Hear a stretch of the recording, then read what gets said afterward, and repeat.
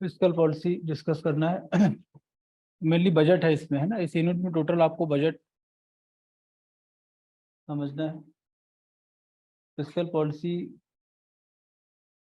की बात करेंगे। और बजट अगर आप देखें, इंडियन कॉन्स्टिट्यूशन में आर्टिकल 112 में बजट तो नहीं है ना। बजट जैसा कोई टर्म आपके कॉन्स्टिट्यूशन में नहीं है, ठीक है।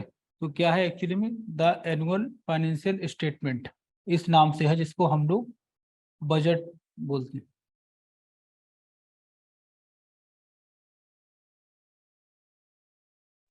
तो आज हमें बजट को अंडरस्टैंड करना है, एक्चुअली में बजट क्या है।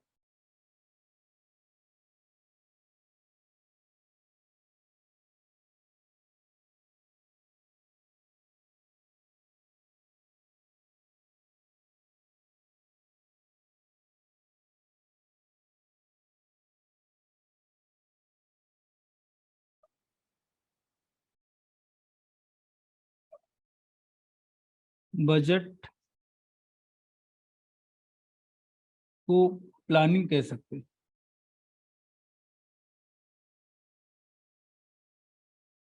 बजट को प्लानिंग भी कह सकते हैं।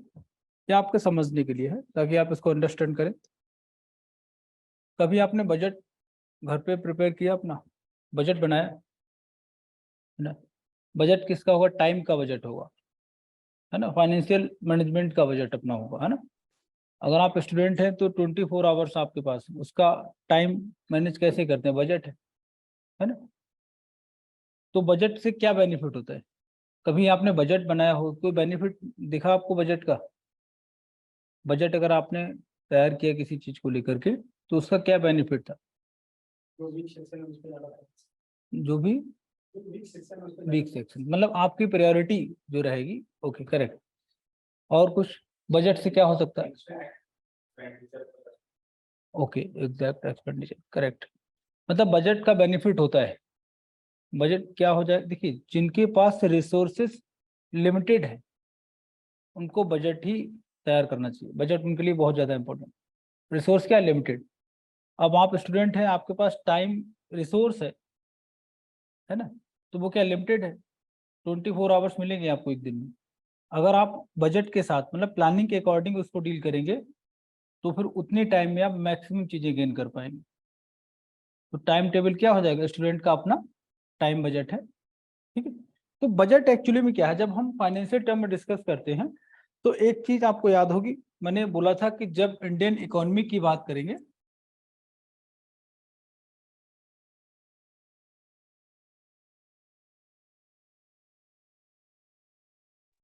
इंडियन इकोनॉमी में हमें देखना है कि इन्फ्लेशन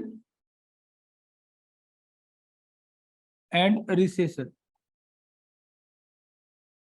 इनसे आपको सेफ, मतलब सेफ साइड में रहना है। क्योंकि अगर इन्फ्लेशन बहुत तेज हो जाएगा कंट्री में, तो भी मार्केट आपका कंटिन्यू नहीं करेगा। एंड रिसेशन की अगर बात करेंगे, तो इसमें क्या डिमांड बहुत तेजी से डिक्रीज होता है, ठीक है। तो आपकी इकोनॉमी को इन्फ्लेशन एंड रिसेशन से कैसे बचाया जाए, है ना। तो इसके लिए दो टूल्स हम लोग देखते हैं। एक रहता है monetary policy, monetary policy, monetary policy. And second one is fiscal policy, fiscal policy.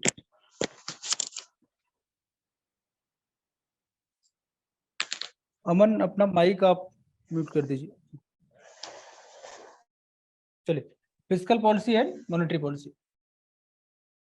Monetary policy आपको समझ आ गया होगा, है ना। अब आप देखिएगा, इन्फ्लेशन एंड रिसेशन, अगर cash flow in your economy बहुत ज्यादा है, तो बैंक रेट क्या हो जाएंगे, सारे इंक्रीज हो जाएंगे। उसको कंट्रोल कर रहे थे हम लोग, है ना। इसका काम अब हो गया।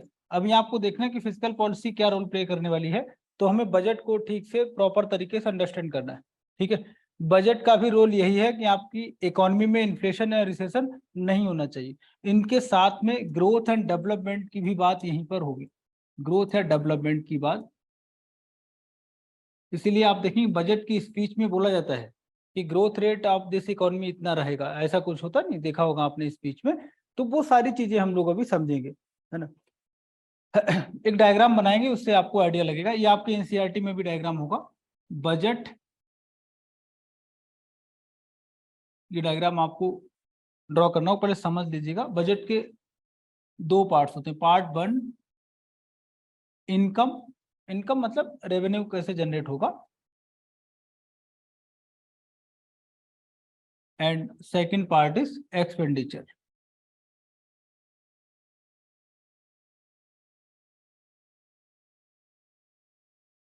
इनकम के पार्ट्स अगर हम देखें, रेवेन्यू को आप इनकम कंसिडर कर सकते हो, मतलब लिखना नहीं होता है, समझने के लिए। दो टाइप रहेगा, है ना। इनकम के कितने टाइप रहेंगे आपके? टू टाइप्स की इनकम रहेगी एंड टू टाइप के आपका एक्सपेंडिचर रहने वाला है ना।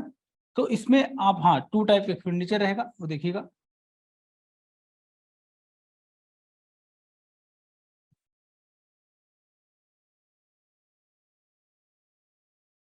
अब आप देखिएगा इसमें, है ना। नंबर वन, सपोज करो कि कैपिटल, कैपिटल रेवेन्यू क्या है ना, इसको हम लोग समझेंगे, ठीक। एंड कैपिटल एक्सपेंडिचर,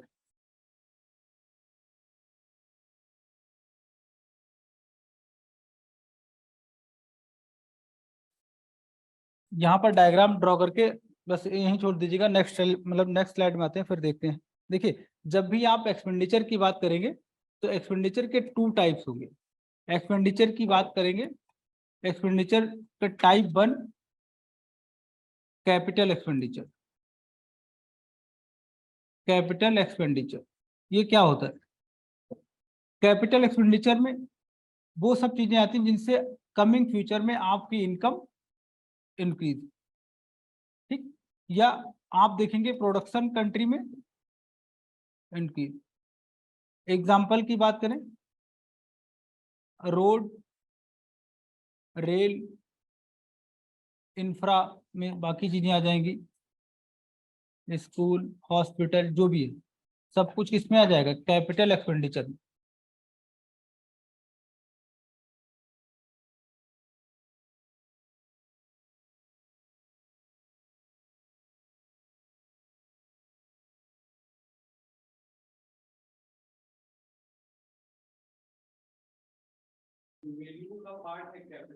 नहीं, अभी एक्सपेंडिचर टाइप लिखेंगे। टाइप, एक्सपेंडिचर का टाइप बन क्या है? कैपिटल एक्सपेंडिचर, है ना। तो कैपिटल में क्या हो जाएगा वो आप देखिए। कैपिटल एक्सपेंडिचर में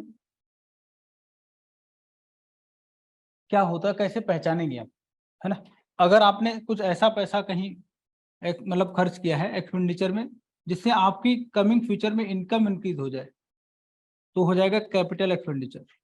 या कंट्री का प्रोडक्शन राइज करे तेजी से, क्या हो जाएगा? कैपिटल एक्सपेंडिचर, ठीक है। सपोज करो अगर कोई फार्मर है, एग्जाम्पल की बात करें, फार्मर है, एंड फार्मर ने अगर मान लिया कि 1000 रुपीज कहीं ऐसे खर्च किए हैं जिससे उसका प्रोडक्शन बढ़ गया, तो ये क्या हो जाएगा? उसका कैपिटल एक्सपेंडिचर। अगर गवर्नमेंट की बात करें, इंडियन गवर्नमेंट की बात करें, तो अगर उसने क्या किया, दिल्ली से मेरठ एक हाईवे डेवलप कर दिया, तो इससे क्या होगा? लोगों की इनकम बढ़ेगी, एरिया का डेवलपमेंट होगा। तो ये जो हाईवे डेवलपमेंट हुआ, development of highway between Delhi and Meerut, तो ये किसका एग्जाम्पल हो जाएगा? कैपिटल एक्सपेंडिचर का।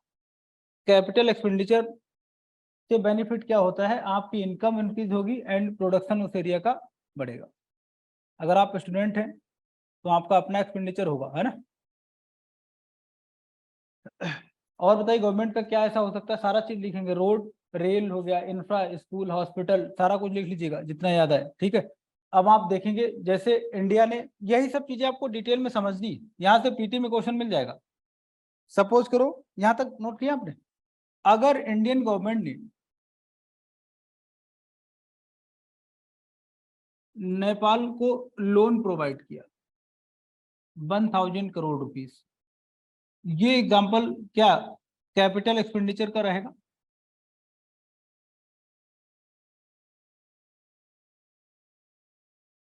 हमने लोन प्रोवाइड किया है, किसे? नेपाल। तो ये किस टाइप का एक्सपेंडिचर है? कैपिटल। क्यों? इंटरेस्ट मिलेगा। आपकी इनकम क्या हो जाएगी, प्रिंसिपल उतना ही रहेगा, आपकी इनकम बढ़ेगी। ठीक है, और क्या हो सकता है, मान लिया अगर देखिए जैसे हमारी गवर्नमेंट ऑफ इंडिया ने फ्री फूड हम लोगों को अवेल कराया है ना कोविड में, तो ये किस टाइप का एक्सपेंडिचर है, कैपिटल नहीं है, कैपिटल क्यों नहीं होगा, वेलफेयर के लिए, यहां से इनकम नहीं होगी। ठीक है, तो ये आपका कैपिटल एक्सपेंडिचर नहीं होगा। ठीक है, आपका कोई ऐसा एक्सपेंडिचर जो इनकम आपकी बढ़ाए, आपकी इनकम क्या है, सिलेक्शन, अगर आप एक बुक लेके आते हैं तो किसका पार्ट हो जाएगा, कैपिटल। क्लियर है, ठीक है। अब आप देखिएगा आगे और देखते हैं।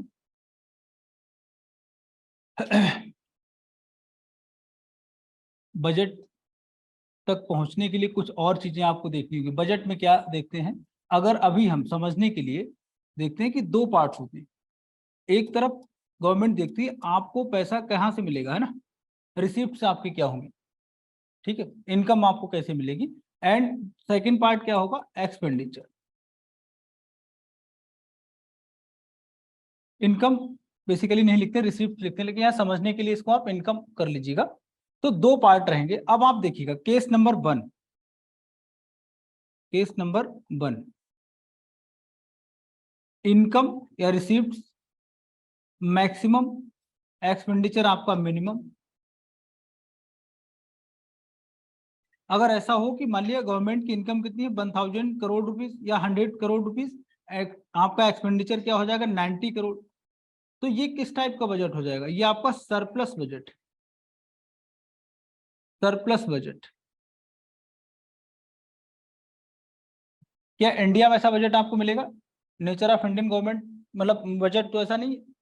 हमारे इनकम क्या है, बहुत कम है, एक्सपेंडिचर ज्यादा है। Case number 2,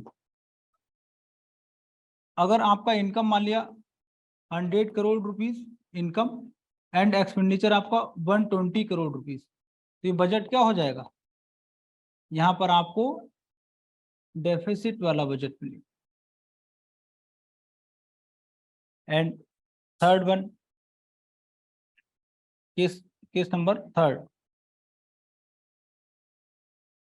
100 crore and expenditure भी नियर बाई 100 करोड़, ये आपका बैलेंस बजट। और ये सिर्फ बुक्स में होता है, प्रैक्टिकली तो पॉसिबल नहीं है। यही तीनों कैसे रहेंगे,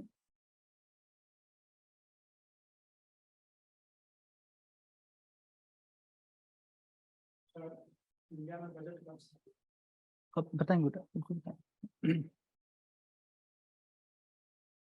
ठीक, जेम्स बिल्सन के टाइम से आ रहा है ना, जेम्स बिल्सन जब थे तब से आ रहा है, इसलिए father of Indian budget James Bilson. अभी नोट कराएंगे, पहले समझ लीजिएगा ना, उसके बाद फैक्चुअल चीजें सारी बताएंगे।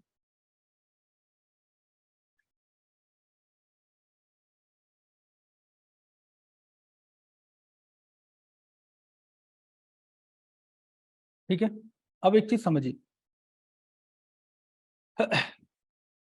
इंडियन इकोनॉमी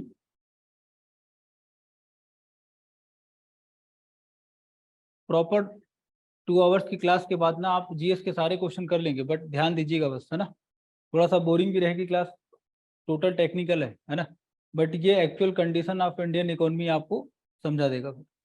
इंडिया की अगर बात करें, इंडियन इकोनॉमी की बात करें, तो यहाँ पर आपको पता है कि पॉपुलेशन बहुत ज्यादा है, क्लियर है, एंड लोगों की पर कैपिटा इनकम कम है,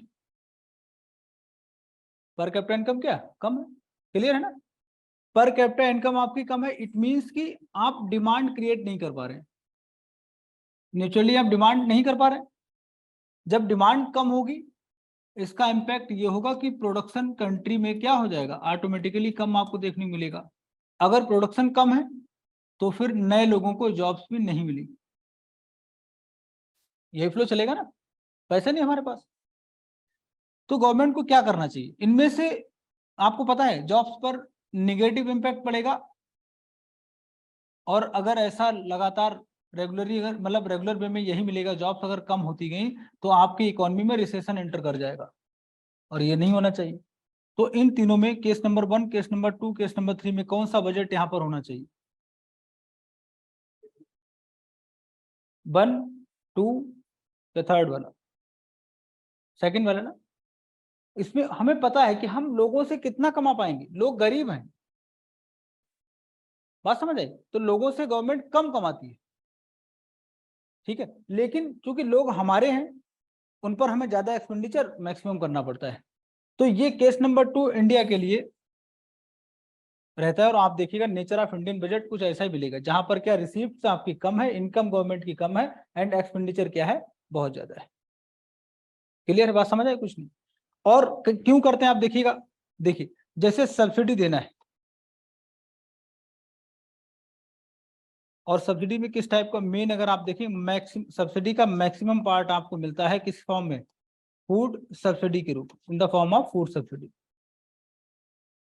ये सब्सिडी क्या है, आप देखिए सब्सिडी नेचर एक्चुअली में क्या है। मान लीजिए अगर आप एक राइस 1 kg राइस अगर आप मार्केट में लेने जाते हैं तो इसका प्राइस है 20 रुपीज, और गवर्नमेंट ने आपको ये फ्री में दिया है, तो ये 20 रुपीज आपको पे करना चाहिए, लेकिन आपने नहीं किया, किसने पे किया?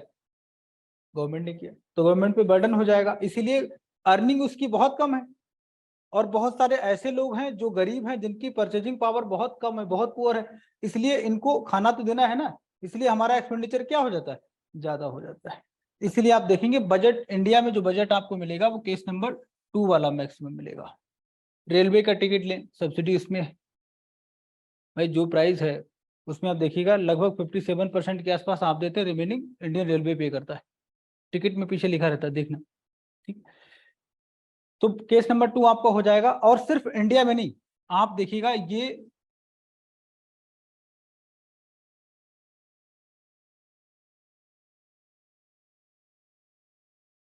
जितने भी डेवलपिंग नेशंस हैं हर जगह आपको केस नंबर 2 का ही बजट मिलेगा।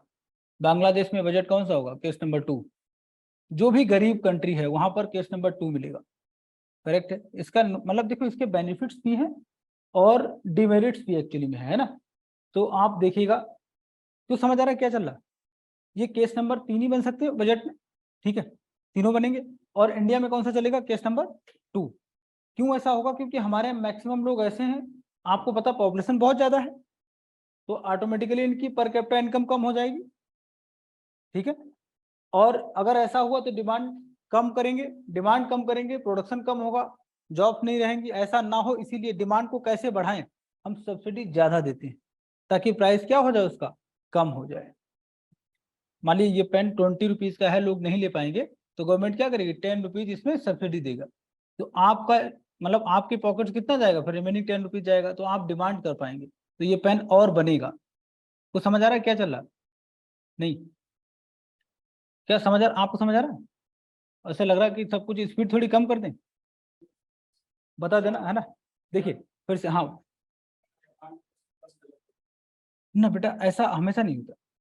हाँ बिल्कुल रहता है, जहां पर ऐसी कोई इकोनॉमी जहां पर मैक्सिमम लोग सर्विस सेक्टर पर डिपेंड हैं, या जो डेवलप्ड कंट्रीज हैं वहां पर लगभग सरप्लस बजट होता है, बट वो क्या करते हैं, एक्सपेंडिचर ज्यादा कर देते हैं बेसिक इंफ्रास्ट्रक्चर पे।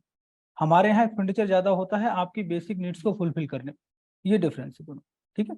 इसीलिए इस बार देखा होगा कैपिटल एक्सपेंडिचर पर आपने ज्यादा फोकस किया, रोड कनेक्टिविटी एंड ऑल इस पर ज्यादा पैसा लगाया, ठीक है। नहीं ये कोई फिक्स नहीं होता है, ये कभी फिक्स नहीं होगा। नहीं वैसे आप अगर जापान की बात करें है ना, जापानीज गवर्नमेंट, तो वो बहुत ज्यादा, आपको लग रहा है जापान बहुत रिच होगा, सबसे ज्यादा उधारी में है इस समय जापान, सबसे ज्यादा। बीबीसी के आर्टिकल देखिए आपको मिल जाएगा, जापान पे बहुत ज्यादा उधारी, बर्डन बहुत ज्यादा है, ठीक है। तो ये कंडीशन होती है, कोविड के बाद सब कुछ ऐसे हो गया, अभी बैलेंस कुछ नहीं, सब लोग चला रहे हैं। चाइना अभी न्यूज में नहीं रहता है ना। हाँ सभी का देखो, कोविड-19 पैंडेमिक है और ये ग्लोबल इम्पैक्ट इसका गया है, तो इसलिए कुछ कह पाना बड़ा ऐसा है कि सर्टेन कुछ भी नहीं यहाँ ऐसा होगा, ठीक है ना। ये चलिए कैपिटल, चलो फिर से एक बार डिटेल में देखते हैं, है ना। अब ये डायग्राम आप पूरा कंप्लीट कर लीजिएगा। बजट और बजट जैसा कोई भी टर्म इंडियन कॉन्स्टिट्यूशन में नहीं है। किस आर्टिकल में बजट का डिस्कशन है, बजट नहीं है, एनुअल फाइनेंशियल स्टेटमेंट आर्टिकल 112, और पार्ट, हाँ ये आर्टिकल लिख लीजिएगा, आर्टिकल 112, ठीक है। इसमें बजट जैसा टर्म नहीं है, ठीक है, फाइनेंशियल एनुअल फाइनेंशियल स्टेटमेंट। अब इसमें पार्ट 1 में देखेंगे रिसीप्ट, इसको हम लोग इनकम लिख लेंगे, इनकम से आप ना ठीक से समझ लेंगे। एंड एक्सपेंडिचर,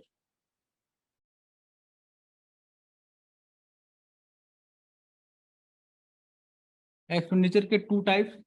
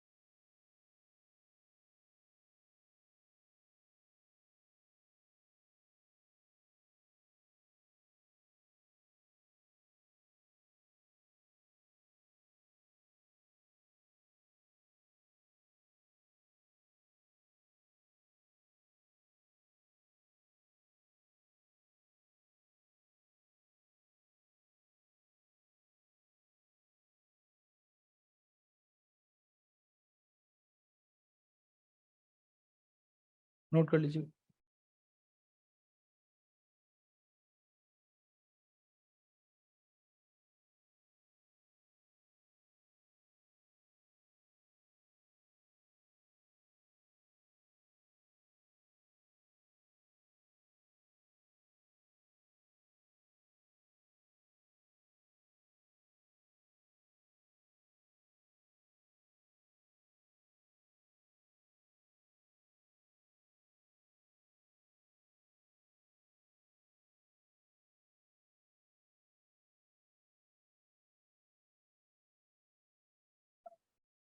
कि इनकम टर्म एक्चुअली नहीं है, रिसीप्ट है, लेकिन यहाँ पर इनकम लिखा है ताकि आप इसको समझने में, ठीक है। ये मत बोलना सर ने इनकम नोट करा दिया, इनकम से आप समझ लेंगे, क्योंकि बजट में बेसिकली यही देखते हैं कितना आपके पॉकेट में आएगा, कितना जाएगा, ठीक है। बैलेंस इसके बीच में क्रिएट करना होता है। अब आप देखिएगा इसमें, अगर आप टैक्स की बात करें तो डायरेक्ट टैक्स कितना पैसा कलेक्शन आपके पास आता है ना, डायरेक्ट टैक्स की बात करेंगे। तो उसके बाद इनडायरेक्ट टैक्स और बाकी सरचार्ज, सेस चार्ज, ये सब टैक्स के नाम है। जितना भी कलेक्शन होगा टैक्स से वो सब रखा जाएगा रेवेन्यू रिसीप्ट्स में, ठीक है। बेटा cess charge, CESS, cess charge है ना? और जीएसटी पता है ना, इनडायरेक्ट टैक्स है, इनकम टैक्स, बाकी सब पूरा इसमें आ जाएगा, direct tax and indirect tax, surcharge and cess charge, ठीक है। जो भी टैक्स हैं, जो ड्यूटीज हैं, सारा का सारा कलेक्शन किस में जाएगा, टैक्स रेवेन्यू में जाएगा। एंड नॉन टैक्स में क्या हो जाएगा, जितनी, अगर आप मान लिया विदाउट लाइसेंस बाइक चलाते हैं तो पनिशमेंट है, पनिशमेंट हो गया, है ना। जितनी फीस होती, कहीं अगर आप जाते गवर्नमेंट की कोई बिल्डिंग विजिट करने, फी वगैरह होती ना, तो फीस हो गया, पनिशमेंट हो गया, फाइन हो गया, ये सब किस में आएगा, नॉन टैक्स में। लिख लीजिएगा, फीस, पनिशमेंट, फाइन, ठीक है। एंड कैपिटल रिसिप्ट्स, है ना, ये थोड़ा सा देख लीजिएगा, इंडिया में थोड़ा न्यूज में रहती। Number 1, disinvestment, and second loan.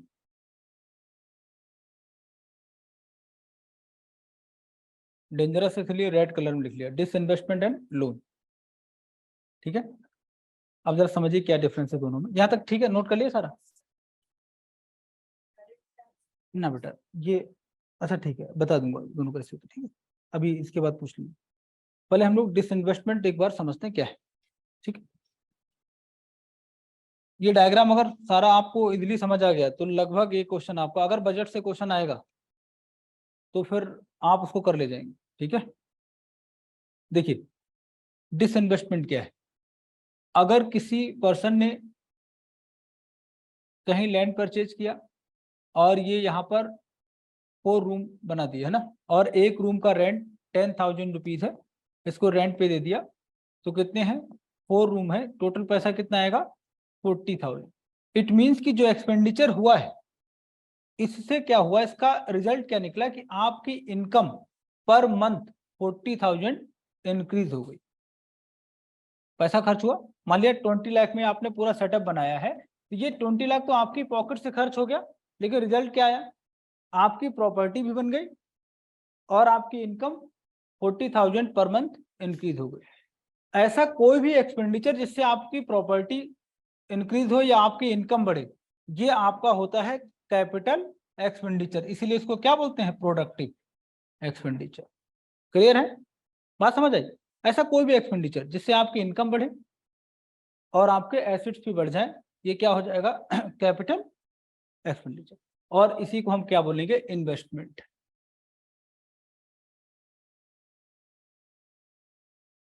लोग बात करते होंगे ना पैसा इन्वेस्ट करना, पैसा इन्वेस्ट करना, क्यों इन्वेस्ट करते हैं, ताकि कमिंग फ्यूचर में आपकी इनकम इंक्रीज हो जाए। क्लियर है, ठीक है ना।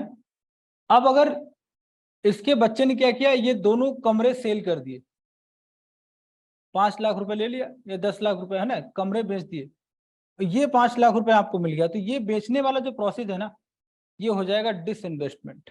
क्या हो जाएगा, डिसइन्वेस्टमेंट। बात समझ आ गई। रेलवे की कुछ शेयर्स बेच दिए, प्राइवेट कंपनी दे दी, जो पैसा मिलेगा गवर्नमेंट को, ये प्रोसेस क्या हो जाएगा, डिसइन्वेस्टमेंट। एयर इंडिया को सेल कर दिया, पैसा मिला, तो ये प्रोसेस क्या हो जाएगा, डिसइन्वेस्टमेंट। एक्चुअली में ये इनकम नहीं है, प्रॉपर्टी बेच को पैसा इकट्ठा करते हैं तो क्या ये इनकम है, इसीलिए यहाँ पर रिसिप्ट लिखा जाता है, प्राप्तियां कहाँ से प्राप्त किया, रिसिप्ट, ठीक है, इनकम नहीं लिखते, करेक्ट वर्ड, इसीलिए इनकम ठीक नहीं, ठीक है। बात समझ आए। दूसरा क्या है, आपने किसी से क्या लिया, लोन, नेक्स्ट ईयर आपको रीपे करना होगा विद इंटरेस्ट, तो क्या एक्चुअली में इनकम है, नहीं। बात समझ आ गई। तो अब आप बताइएगा, ये वाली इनकम जरा देखेंगे, यहाँ पे क्या टैक्स के थ्रू, अगर आप इनकम टैक्स पे करते हैं तो क्या गवर्नमेंट फोन करके पूछे कि हाँ तबीयत ठीक है, फीवर तो नहीं, कुछ नहीं पूछती, उसे पैसे से मतलब है। 100% ये प्योर इनकम है गवर्नमेंट, रिटर्न नहीं करनी, ना ही कोई संपत्ति कम है, ना कोई प्रॉपर्टीज की कम हुई। यहाँ पर क्या हो गया, आप देखिएगा, यहाँ पर क्या डिसइन्वेस्टमेंट किया, प्रॉपर्टी आपकी क्या हो गई, कम। और लोन अगर लिया है तो रीपे करना पड़ेगा विद इंटरेस्ट, क्या यहाँ पर ऐसा कुछ है, ये तो आपकी 100% आपकी इनकम है, इसीलिए इसको आप क्या लिख सकते हैं, ये आपकी प्योर इनकम। क्लियर है ना। और जो फाइन वगैरह हो गया या पनिशमेंट वगैरह है, फीस वगैरह, ये सब क्या है, प्योर इनकम, ये वापस नहीं करनी होती। तो गवर्नमेंट की इनकम कौन सी सही, इनकम नंबर मतलब ए या इनकम बी, इनकम कौन सी सही है, 100% प्योर इनकम कौन सी, ए। अगर आपकी इनकम बी ज्यादा है, इट मीन्स कि बहुत जल्दी आप रोड पे आने वाले हो, आज डैडी की कार बेच दी, कल डैडी को घर बेच दिया, परसों डैडी को नीलाम कर दिया, मतलब इनकम क्या होनी चाहिए, किस टाइप की, ए। बात समझ आ गई। इस गवर्नमेंट के लिए कई लोग क्रिटिसाइज करते हैं क्योंकि यहाँ पर डिसइन्वेस्टमेंट ज्यादा करते हैं, रेलवे हो गया, पब्लिक सेक्टर यूनिट्स को सेल कर दिया, पैसा कलेक्शन कर लेते हैं ना, ये सुना होगा आपने टर्म, ठीक है। कुछ क्लियर हुआ। अब एक्सपेंडिचर पे पहुंचेंगे। कैपिटल एक्सपेंडिचर ये प्रोडक्टिव है, यहाँ से आपकी इनकम इंक्रीज होगी। तो ये लोन रिपेमेंट का क्या चक्कर है, इसको हम लोग अंडरस्टैंड करेंगे प्रॉपर तरीके से। बाकी ये वो एक्सपेंडिचर है जो प्रोडक्टिव नहीं है लेकिन गवर्नमेंट को करना है। अब पेंशन देना है, सब्सिडी देना है, सैलरी देना है, इनको एम्प्लॉयमेंट देना है ना, मजबूरी है, देना पड़ेगा, ठीक है। या फिर आप बात करें इकोनॉमिक हेल्प किसी भी टाइप की, और इंटरेस्ट पेमेंट भी किसका पार्ट होगा, रेवेन्यू एक्सपेंडिचर का। कैपिटल एक्सपेंडिचर का एक फीचर और है, आपकी रिस्पॉन्सिबिलिटीज कम हो जाती। बात समझ आ रही है? बात ये लोन अगर आपने किसी का दे दिया तो अगले साल आपको इंटरेस्ट नहीं पे करना होगा, क्लियर है ना? और अगर आपने इंटरेस्ट पे कर दिया तो क्या प्रिंसिपल नहीं देना होगा? देना होगा। तो यहाँ पर लायबिलिटीज आपकी कम हो जाती। बात समझ आ गई? इनकम इंक्रीज होगी, एसिड क्रिएशन होता है, लायबिलिटीज आपकी कम हो जाती, खत्म हो जाती, जितना आप जो भी चाहें। बट यहाँ पर कुछ भी ऐसा नहीं होता, ये रनिंग एक्सपेंडिचर है, इतना आपको करना ही होगा। दो टाइप का एक्सपेंडिचर है, टू टाइप का आपका रिसीप्ट है, एक्सपेंडिचर टू टाइप का, टू टाइप का आपका इनकम या रिसीप्ट। सारा देख लीजिए, कुछ भी डाउट हो बताइए, अभी ये मैं दोनों बता दूंगा आपको, ठीक है? कुछ और डाउट हो पूछिए। इनकम करने के तरीके में प्रॉफिट इनकम करने के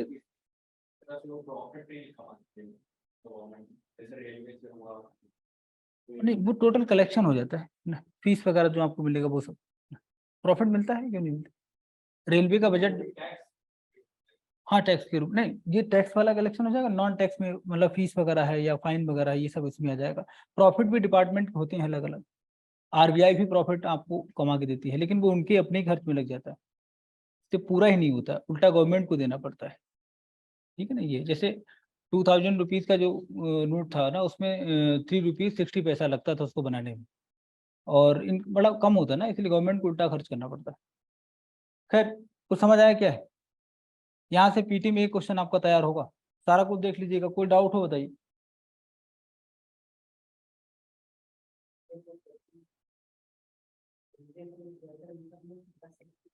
कैपिटल एक्सपेंडिचर में सेल करना, रेलवे को बेच दिया तब, तो बेटा वो किसी को रखें, डिसइन्वेस्टमेंट किसी भी चीज का करें, रेलवे का करें, एयर इंडिया का करें, किसी का, वो रख दीजिए।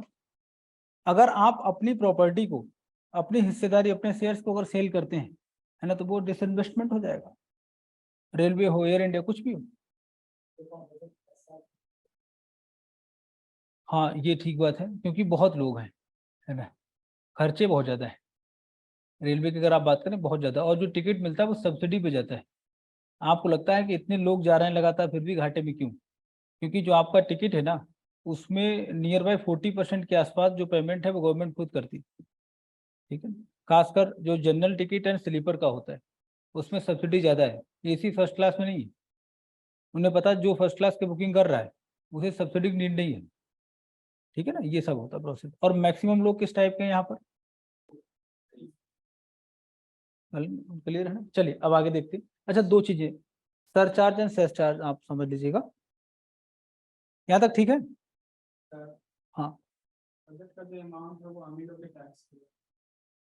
और कहाँ से लेके आएंगे? जो बजट का जो अमाउंट, तो क्या हम लोग के पास ये राइट्स है कि हम गवर्नमेंट से पूछ सकते हैं कि बजट का जो भी जितना पैसा एक्सपेंडिचर कर रहा है उससे पूरा मुझे डिटेल चाहिए? तो बेटा डिटेल ही तो बजट। सर जब डिटेल है तो हर साल बजट निकलता है, तो फिर भी हम लोग का इतना पूरा इंफ्रास्ट्रक्चर क्यों है?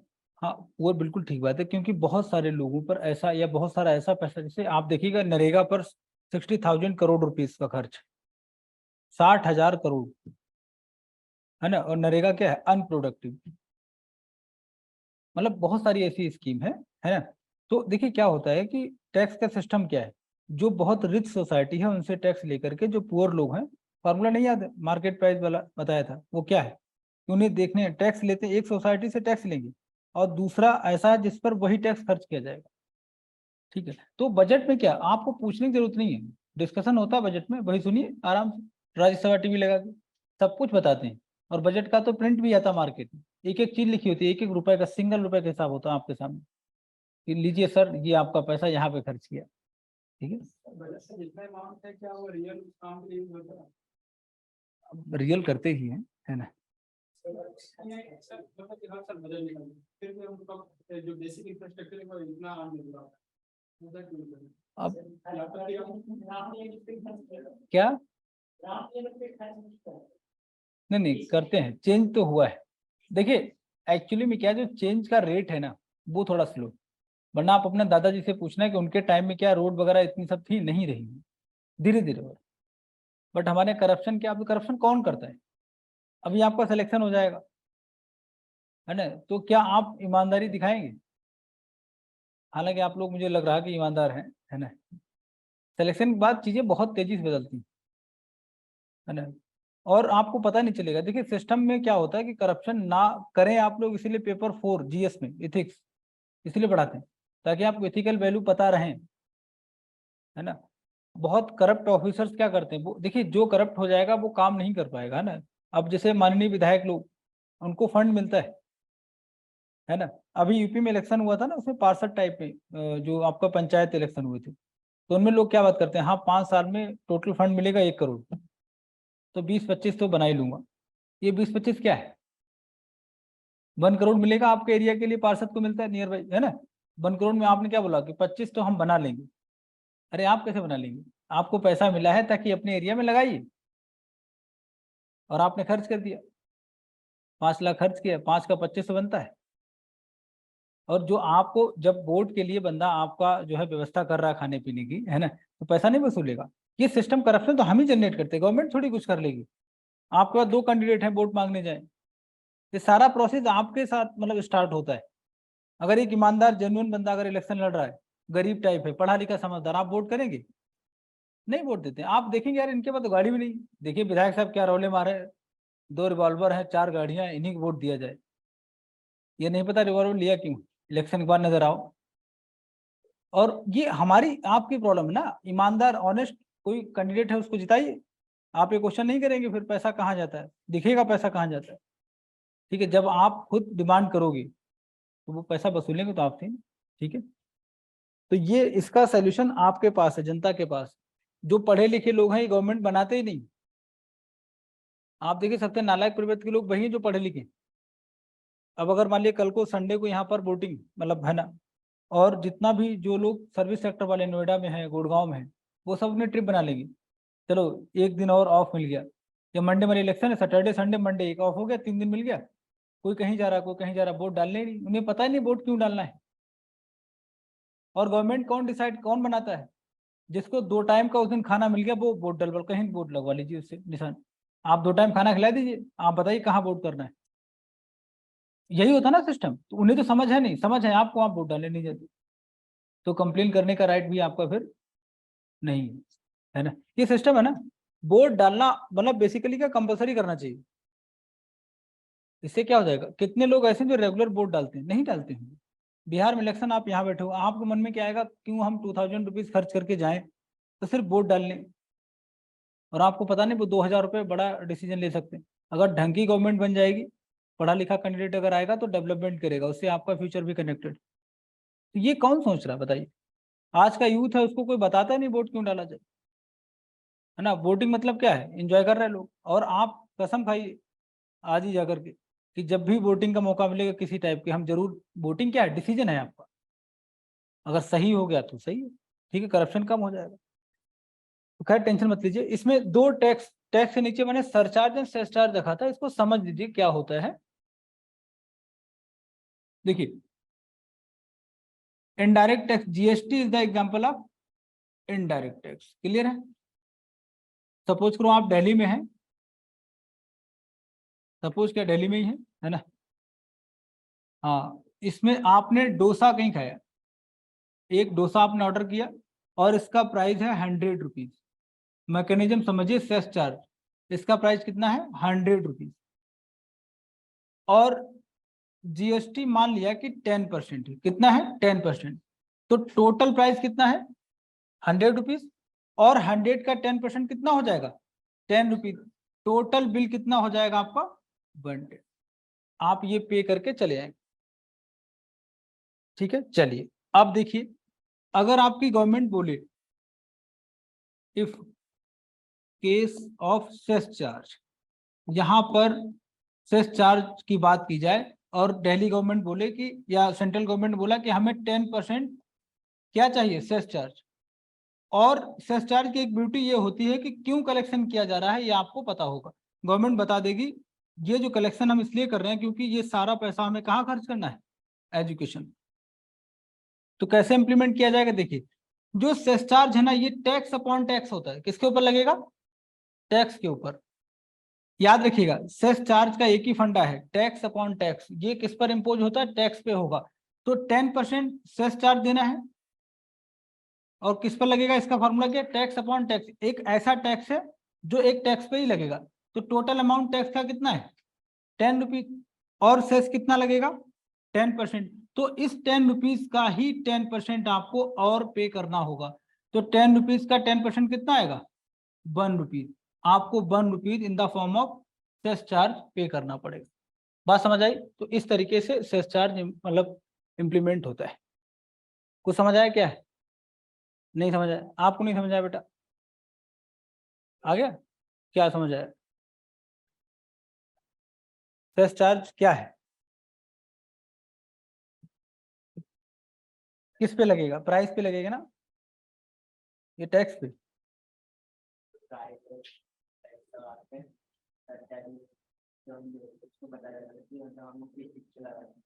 हाँ ये तो है, ये समझ आया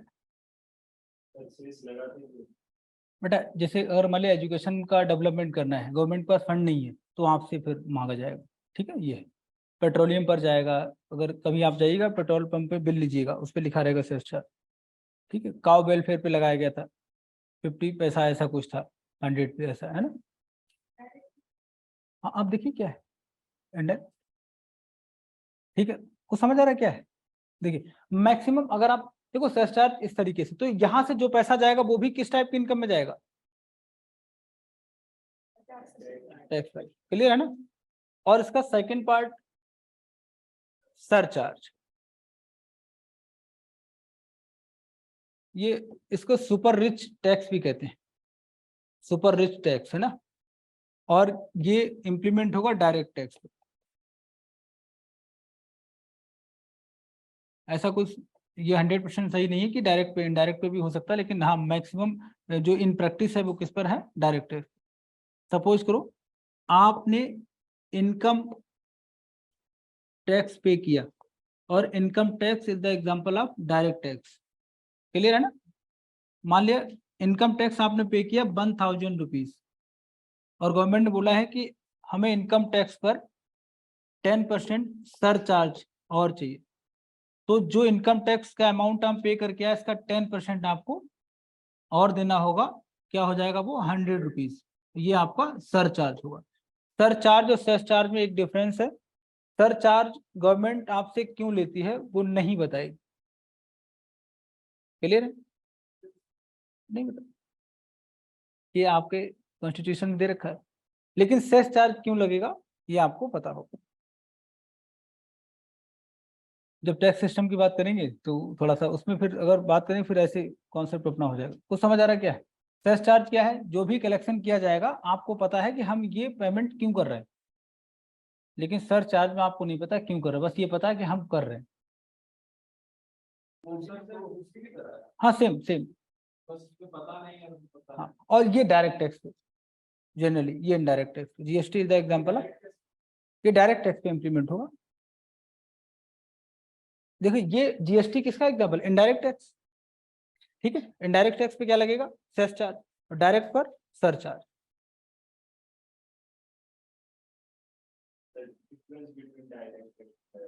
टैक्स, चलिए ठीक है, यही होता है।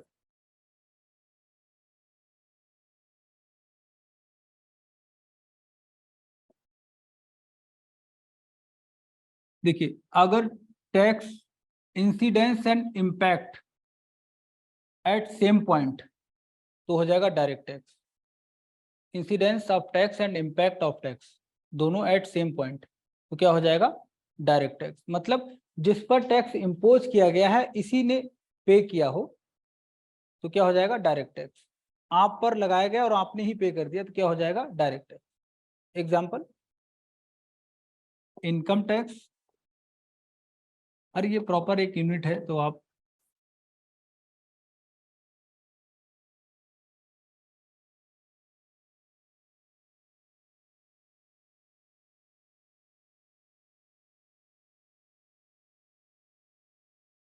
हाउस टैक्स एंड इनकम अगर आपकी है तो इनकम टैक्स आप देंगे, मोहल्ले वाले देंगे, आप ही पे करना होगा। और ये कंपनी पे लगता है कॉर्पोरेशन टैक्स, ये भी डायरेक्ट है। प्रॉपर्टी आपको मिली है तो टैक्स कौन देगा, मोहल्ले वाले नहीं देंगे। है ना। एंड हाउस टैक्स, अच्छा सा आपका घर है तो टैक्स कौन पे करेगा? तो देखिएगा जब भी incidence and impact same point पर हो तो क्या हो जाएगा? Direct tax. क्लियर है? ये सब एग्जांपल्स ये लिख लिया करो बेटा, एग्जांपल्स, वरना सब भूल जाओगे सारा कुछ, है ना। जब हम रेलवे का टिकट बुक करते हैं तो अलग से हमारा 10 रुपये में कन्वीनियंस फी का आता है, तो वो फिक्स टैक्स है।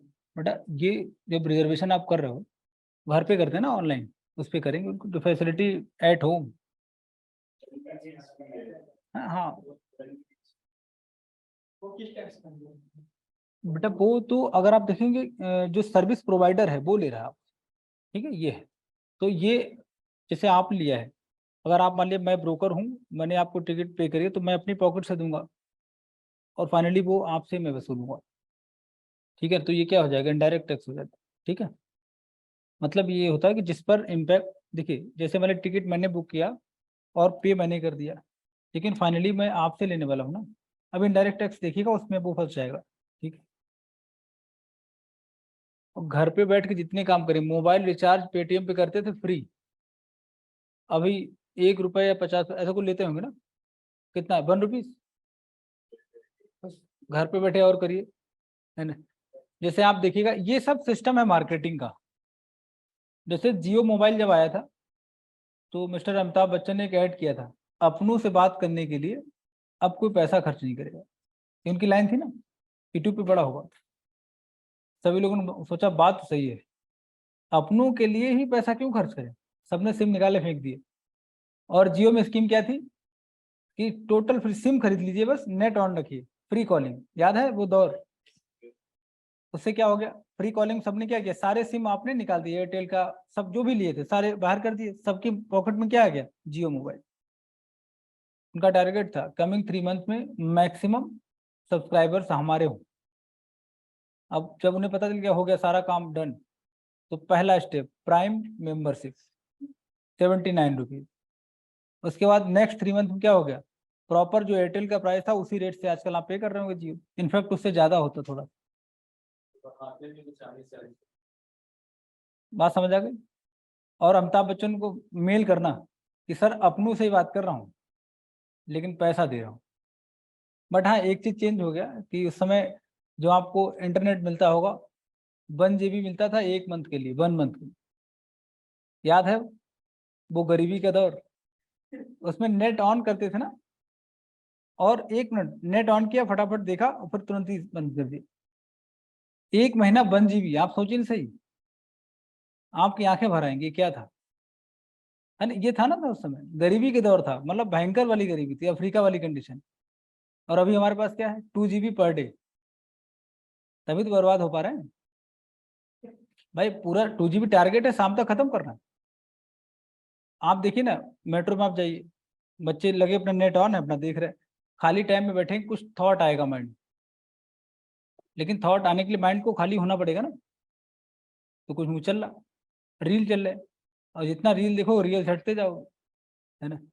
तो नेट का ध्यान रखना, ठीक है, बहुत ही कायदे से यूज करेंगे। इनडायरेक्ट टैक्स देखिए, मान लिया इम्प्लीमेंट किया गया है किसी कंपनी पर, ये इंसिडेंस एंड इम्पैक्ट चेंज हो जाएगा। सपोज करो एक ऐसी कंपनी है जो बुक प्रिंट करती है, तो इस पर सपोज करो 1 यूनिट पर 10 रुपीज का टैक्स लगा, तो इसने पे तो कर दिया लेकिन होल सेलर पर ट्रांसफर कर दिया। इसने भी 10 रुपीज पे कर दिया, लेकिन इसने क्या किया, जो आपके शॉप हैं यहाँ पर उन पर ट्रांसफर कर दिया, और इन शॉप के मालिकों ने भी क्या पे कर दिया, लेकिन जो मासूम सा बच्चा पढ़ने के लिए आएगा इस पर ट्रांसफर कर दिया।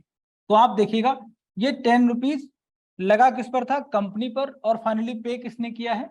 स्टूडेंट। तो इंसिडेंस एंड इम्पैक्ट दोनों सेम पॉइंट पे नहीं, कर इम्पोज कहीं और हुआ और फाइनली पे किसी और ने किया, ये टैक्स क्या कहेगा, मतलब क्या होगा? Indirect tax. बात समझ आ गई? ये आपका इनडायरेक्ट टैक्स। और सबसे बड़ा एग्जांपल क्या है इस समय? जीएसटी। इसमें मतलब incidence of tax and impact of tax अलग अलग पॉइंट पे होता है, अगर सेम पॉइंट पे होगा डायरेक्ट, अलग अलग पे इनडायरेक्ट टैक्स।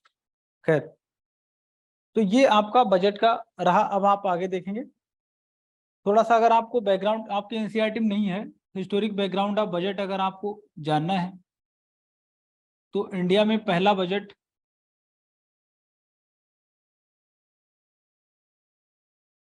जेम्स विल्सन, ठीक है।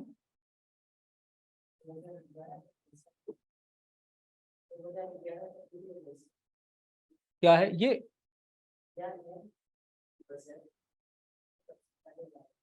किसके समय? कैनिंग, इसी समय है ना? ठीक है, कैनिंग के टाइम पे जेम्स लेके आया, ठीक। चलिए, तो ये बेटा एक तो फैक्ट ये हो गया। दूसरा आप देखेंगे, जब आपका कंट्री, मतलब हमारे यहाँ जो ब्रिटिश इंडिया का टाइम था तब से स्टार्ट किया गया, किसके, कौन स्टार्टेड बाय जेम्स विल्सन, इसीलिए father of Indian budget mister James Wilson, कहीं कहीं आपको मिल जाएगा, ठीक है, started by James Wilson.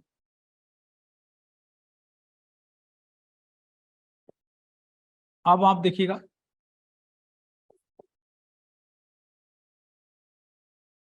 Independence के बाद की बात करें, पोस्ट इंडिपेंडेंस की बात करें, तो पहला बजट आएगा, first budget of independent India, कौन लेके आए थे? First budget of independent India, R K Shanmukham Chetty, ठीक है। पोस्ट इंडिपेंडेंस का फर्स्ट बजट, इस समय हमारा कंट्री क्या था, सिर्फ इंडिपेंडेंट था। उसके बाद कॉन्स्टिट्यूशन को इम्प्लीमेंट किया गया, तो हमारा कंट्री क्या हो गया, डेमोक्रेटिक हो गया या रिपब्लिक हो गया बेसिकली, है ना। तो first budget of republic India लिखिएगा, next line, first budget of republic India, John Mathai, ये इंडिया के हैं जॉन मथाई, नाम पे मत जाना, John Mathai,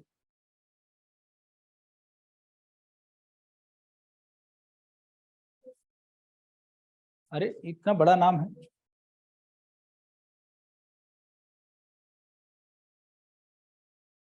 John Mathai. Next लिखेंगे, first RBI governor who presented union budget, first RBI governor who presented union budget, C D Deshmukh, C D Ritesh Deshmukh नहीं है, सीडी देशमुख। एक्चुअली में जॉन मथाई की पंडित जी से बात बिगड़ गई थी, जवाहरलाल नेहरू, कैसे भूल सकते हो, इतना बड़ा नाम है ना। यूनियन बजट है या सिर्फ बजट? क्या बेटा? First RBI governor who represented union budget. Union budget, हाँ एक ही बात, यूनियन बजट है ना। सर उस टाइम का बजट का मिड पॉइंट आप बताओ क्या होगा पहले बजट में, तो नहीं नहीं, अच्छा पहले लिख लीजिए वरना मैं दिमाग से डेटा चला जाएगा, है ना। क्या था अभी? आरबीआई गवर्नर है, आगे लिखिए, first prime minister of India who presented union budget, Pandit Jawaharlal Nehru, ठीक है। First PM of India who presented union budget, Pandit Jawaharlal Nehru. And second prime minister of India who presented union budget, Shrimati Indira Gandhi. Second prime minister of India who presented union budget, Shrimati Indira Gandhi, ठीक है। And third prime minister of India who presented union budget, mister Rajiv Gandhi, ठीक है। ये PM रहे हैं जिन्होंने budget को present किया। इसमें एक चीज आप देखिएगा, इंदिरा गांधी, अगर आपको क्वेश्चन मिल जाए कि first female finance minister, Indira Gandhi, clear, first female finance minister कौन है, इंदिरा गांधी।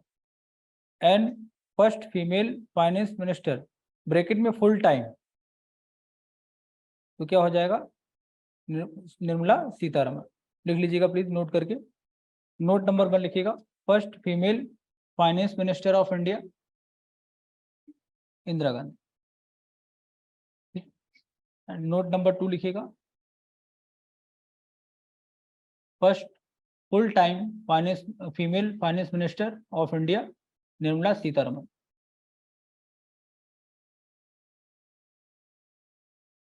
ठीक है, किसे करना चाहिए? अरे फाइनेंस का काम कौन देखेगा बेटा, उस समय इनके पास पोर्टफोलियो था, ठीक, फाइनेंस मिनिस्ट्री। तो पीएम तो कुछ भी कर सकते हैं, पीएम तो है ना। निर्मला सीतारमन से पहले कौन थी? इंदिरा गांधी। इंदिरा गांधी के पास केस था ना, उन्हें बड़ा काम करना था। 1969 में बहुत सारी बैंक्स का, कितनी बैंक्स थी? 14 बैंक्स, है ना। तो उनमें रिफॉर्म के, बैंकिंग रिफॉर्म लाना था ना कंट्री में, तो फाइनेंस मिनिस्टर का पोस्ट रखना था। तो जब आप जीएस पढ़ेंगे तो डिटेल में इस चीज को समझेंगे क्या था। ठीक है, अच्छा, अब आपको पता है कि पार्लियामेंट में 2 हाउसेज होते हैं ना, लोकसभा है राज्यसभा। तो जनरली अभी तक आपने देखा है कि जो मेंबर फ्रॉम लोकसभा वही बजट प्रेजेंट करेगा। हाँ बेटा, कम करना है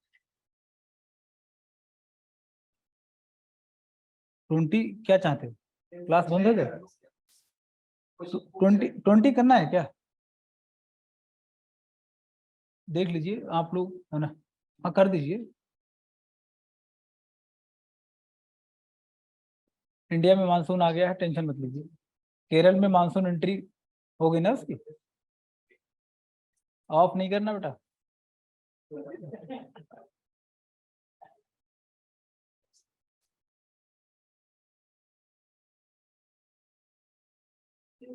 बेटा फिक्स होगा, कोई बात नहीं। आप समझिए इंडिया मतलब आर्मी में सोल्जर हैं इस समय, सोल्जर हैं आप, है ना।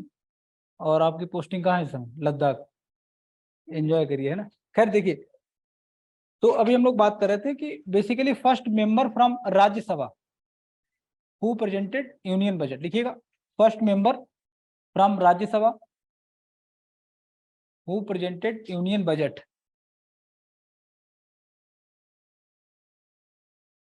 प्रणब मुखर्जी, प्रणब मुखर्जी।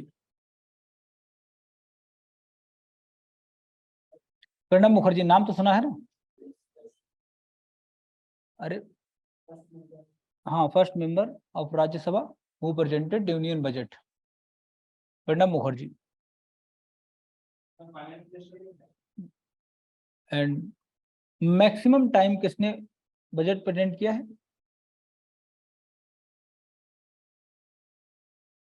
बताइए।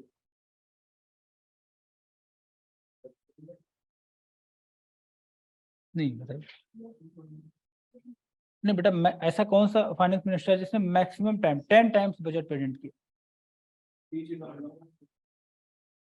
8 टाइम, चिदम्बरम 8 टाइम, वो 10 टाइम्स।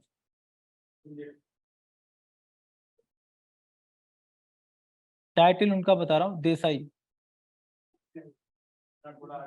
मुरारजी देसाई, याद है? चलिए लिखिए, Morarji Desai presented maximum time 10 times budget इन्होंने प्रेजेंट किया है। मुरारजी देसाई 10 टाइम्स, है ना, प्रेजेंटेड यूनियन बजट। निर्मला ताई हो सकता है रिकॉर्ड ब्रेक कर दे, दोबारा फिर से फाइनेंस मिनिस्ट्री मिलती है उनको, है ना। खैर अब देखेंगे, ये बेसिक इन्फॉर्मेशन थी बजट। ठीक है, अब आगे देखते हैं, कॉन्सेप्चुअल पार्ट थोड़ा सा समझते हैं क्या। देखिए, जब आप बजट की बात करेंगे, है ना,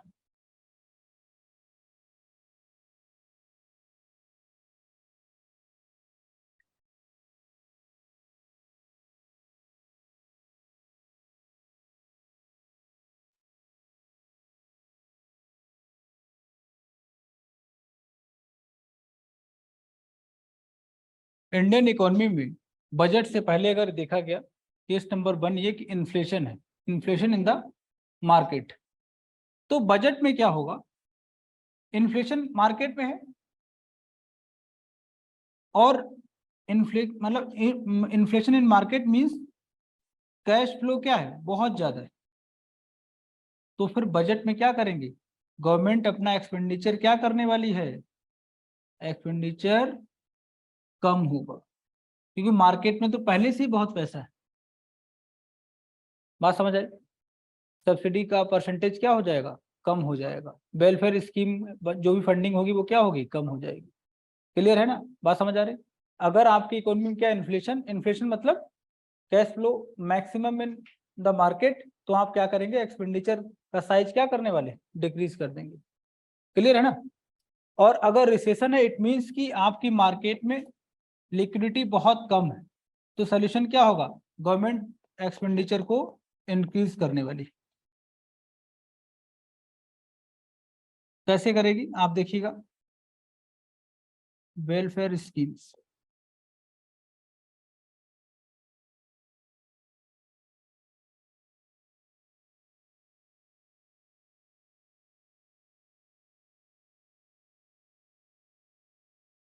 क्या कनेक्ट हो पा रहा कुछ, आपको बेटा समझ आ रहा, रिसेशन में ऐसा क्यों कर रहे हैं,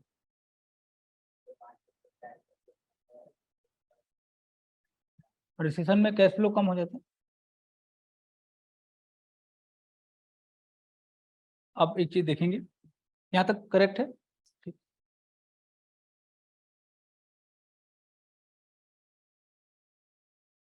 इनकम टैक्स, और आपको पता है tax is the part of budget. Clear. Suppose करो एक पर्सन है, आप खुद बताइए, इसकी पॉकेट में अगर इनकम, मान लिया इसका इनकम जो है 10,000 रुपीज, अगर ये 10,000 बहुत ज्यादा हो जाए, मार्केट में इससे क्या कैश फ्लो बहुत बढ़ जाए, तो गवर्नमेंट क्या बोलेगी कि आपको 2,000 इनकम टैक्स पे करना है, क्योंकि घर में शांति से नहीं बैठ पा रहे हो, है ना। तो आपका 2,000 तो गायब हो जाएगा, अभी आपकी इफेक्टिव इनकम कितनी हो जाएगी, तो अपने आप मार्केट में खर्चा क्या हो जाएगा, कम हो जाएगा। अगर इन्फ्लेशन है तो टैक्स रेट क्या करेंगे, इंक्रीज हो जाएगा। क्लियर है ना। और रिसेशन इन मार्केट, तो क्या करेंगे, टैक्स रेट कम, ताकि पॉकेट में ज्यादा पैसा रहे और आप मार्केट में डिमांड क्रिएट करें। इस बार बजट में क्या था, आपकी पॉकेट में कैश इंक्रीज किया गया, डिस्पोजल इनकम को इंक्रीज किया गया। क्या ये सब बातें समझ आ रही, अगर आप रेगुलर क्लास आ रहे हैं तो सारी चीजें कनेक्ट हो रही हैं, ठीक है ना। चलिए, ठीक है।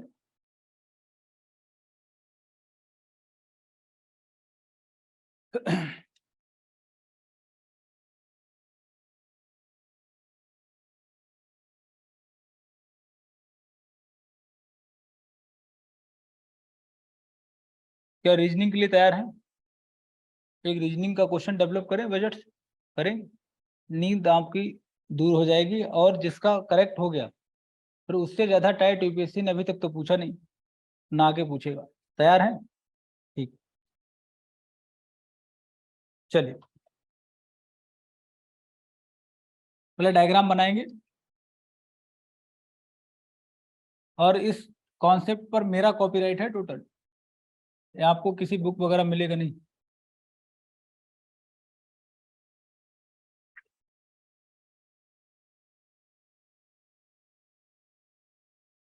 जरा देखिएगा, हमारा दोस्त है यूएसए, है ना, और यहां से हमें लोन मिलता है, इन्होंने 10,000 करोड़ रुपीस का हमें लोन प्रोवाइड किया। क्लियर है, ये लोन क्या हो जाएगा, एक्सपेंडिचर, यूएस गवर्नमेंट का तो एक्सपेंडिचर हो गया ना, उनके अकाउंट से निकला है, और किसको मिला है, इंडिया को, तो हमारे लिए ये क्या हो जाएगा, रिसीप्ट हो जाएगा, जिसको हम इनकम यहां ले लेंगे। क्लियर है, इन्होंने कहा दोस्ती अपनी जगह, लेकिन आपको क्या करना पड़ेगा, कुछ इंटरेस्ट पे करना होगा, तो ये जो इंटरेस्ट रहेगा,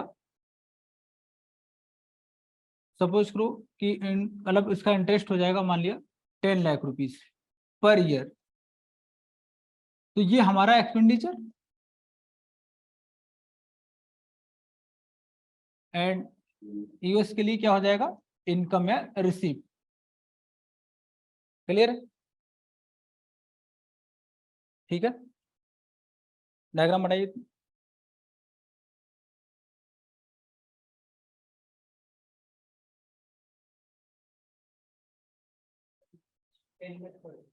हाँ कुछ भी हो सकता है, 10 लाख पर ईयर। हाँ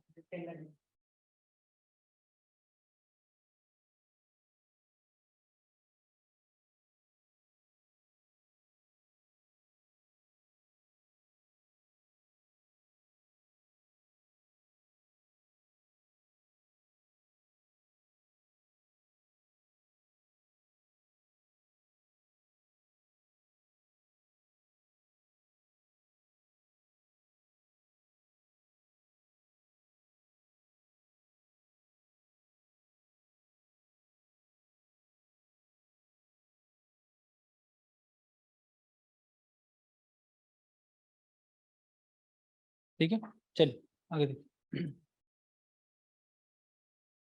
आपको अपनी अपनी कॉपी में एक्सपेंडिचर किस टाइप का है ये नोट करना है। मैं कॉपी चेक करूंगा। एक्सपेंडिचर के कितने टाइप थे, एंड इनकम के 2 टाइप थे, याद करिए। इनके नीचे आपको वही टाइप लिखना है। तो स्टार्ट हो जाओ। इनकम किस टाइप के, इनकम के 2 टाइप थे, revenue and capital, revenue income and capital income. आपको बताना है किस टाइप की इनकम। एक्सपेंडिचर के 2 टाइप्स थे, याद आ रहा, डायग्राम बनाया था, कैपिटल एंड रेवेन्यू एक्सपेंडिचर। आपको बताना है किस टाइप। अपना अपना करिए। ये उल्टा कर रहे हो, ये काट के सही कर रहे हो। नहीं बेटा, ये क्यों होता है, देखिए जब पूरी क्लास करते हो ना तो कोशिश क्या करो, कुछ भी लिखने से पहले है ना नेचर उसको देखो क्या। ठीक है, जो डायग्राम बनाया था ना स्टार्टिंग में, आपको याद क्या रखना, प्रोडक्टिव कौन सा है। ठीक है,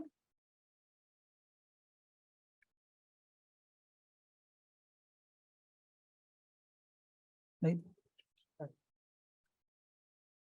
अरे डायग्राम ऐसे बनाते हो।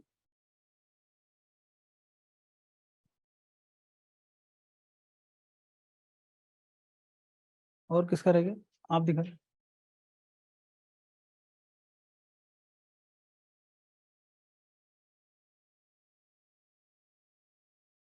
देखिए कॉन्सेप्ट को समझना जरूरी है। इतनी सारी कहानी में सुनाता रहता हूँ, इसका मतलब क्या है, ताकि आपके माइंड में आइडियाज जाए। ठीक है, ऐसा कोई भी एक्सपेंडिचर जो आपकी इनकम को इंक्रीज करे वो हो जाएगा कैपिटल एक्सपेंडिचर। करेक्ट है ना? इसने लोन प्रोवाइड किया है, और अगर ये लोन ना देता, क्या हम इसको इंटरेस्ट देते? नहीं पे करते ना भाई। इसको इंटरेस्ट हम क्यों पे कर रहे हैं, बिकॉज इसने हमें लोन दिया है। तो ये क्या हो जाएगा, कैपिटल एक्सपेंडिचर। कोई डाउट? ठीक, लिख लीजिए कैपिटल एक्सपेंडिचर। Any doubt? आपका करेक्ट है। उसके बाद आप देखिएगा ये जो पैसा मिला है ना हमें, और इसी पैसे ने आप पर रिस्पॉन्सिबिलिटीज को बढ़ा दिया। याद करो किस टाइप की इनकम थी, कैपिटल इनकम। लोन लिया था, याद आ रहा, इसमें हम क्या लिखेंगे, कैपिटल। क्लियर? और इंटरेस्ट पे करना है, प्रिंसिपल कम नहीं होगा, लेकिन फिर भी आपको रेगुलर एक्सपेंडिचर में आएगा। तो किस टाइप का एक्सपेंडिचर रहेगा, क्लियर है ना? एंड ये आपकी प्योर इनकम हो जाएगा। याद है प्योर इनकम में क्या था? अब मैं आपको एक ट्रिक बताता हूँ। नहीं अभी नहीं, एक और प्रैक्टिस करने, वरना फिर आप ध्यान नहीं लगाओगे, है ना? यहाँ तक कोई डाउट है? क्लियर है भाई? आपको डाउट हो पीछे? सर बताइए। एक बार आपको समझ में नहीं आया। अच्छा ठीक है ठीक है ठीक। देखिए जो पार्ट नंबर 2 अभी हम लोग करने जा रहे हैं, इसमें ध्यान देखिएगा, इसी को हम लोग फिर से एक्सप्लेन करेंगे। सपोज करो कि अब लोन प्रोवाइडर हमारा इंडिया है, तो जरा डिटेल में देखिएगा। लोन प्रोवाइड किया है इंडिया ने। आप डायग्राम ऐसे बनाया करो, ठीक, जैसे मैं ड्रॉ करता हूँ। तो ये इंडिया के अकाउंट से तो पैसा खर्च हुआ ना, एक्सपेंडिचर हो जाएगा हमारा। लिख लीजिएगा एक्सपेंडिचर। क्लियर? एकदम एक एक स्टेप बाय स्टेप चीजें सीखिए। और नेपाल की गवर्नमेंट को पैसा मिला है तो यहाँ पर हम लोग रिसिप्ट से इनकम लिख लेंगे। मान लिया 10 करोड़ रुपीस का लोन हमने किसे दिया है, नेपाल। क्लियर हो गया। लेकिन हमने क्या बोला, पड़ोसी हो अपनी जगह, लेकिन आपको इंटरेस्ट भी देना पड़ेगा। तो इंटरेस्ट नेपाल हमें देगा, तो नेपाल का क्या हो जाएगा, एक्सपेंडिचर, एंड इंडिया के पास in the form of income या रिसीव। क्या ये क्लियर है? ठीक, पार्ट 2 जरा देखिएगा। ये क्लियर है, यहां तक कोई डाउट? ठीक, थोड़ा समझते हैं।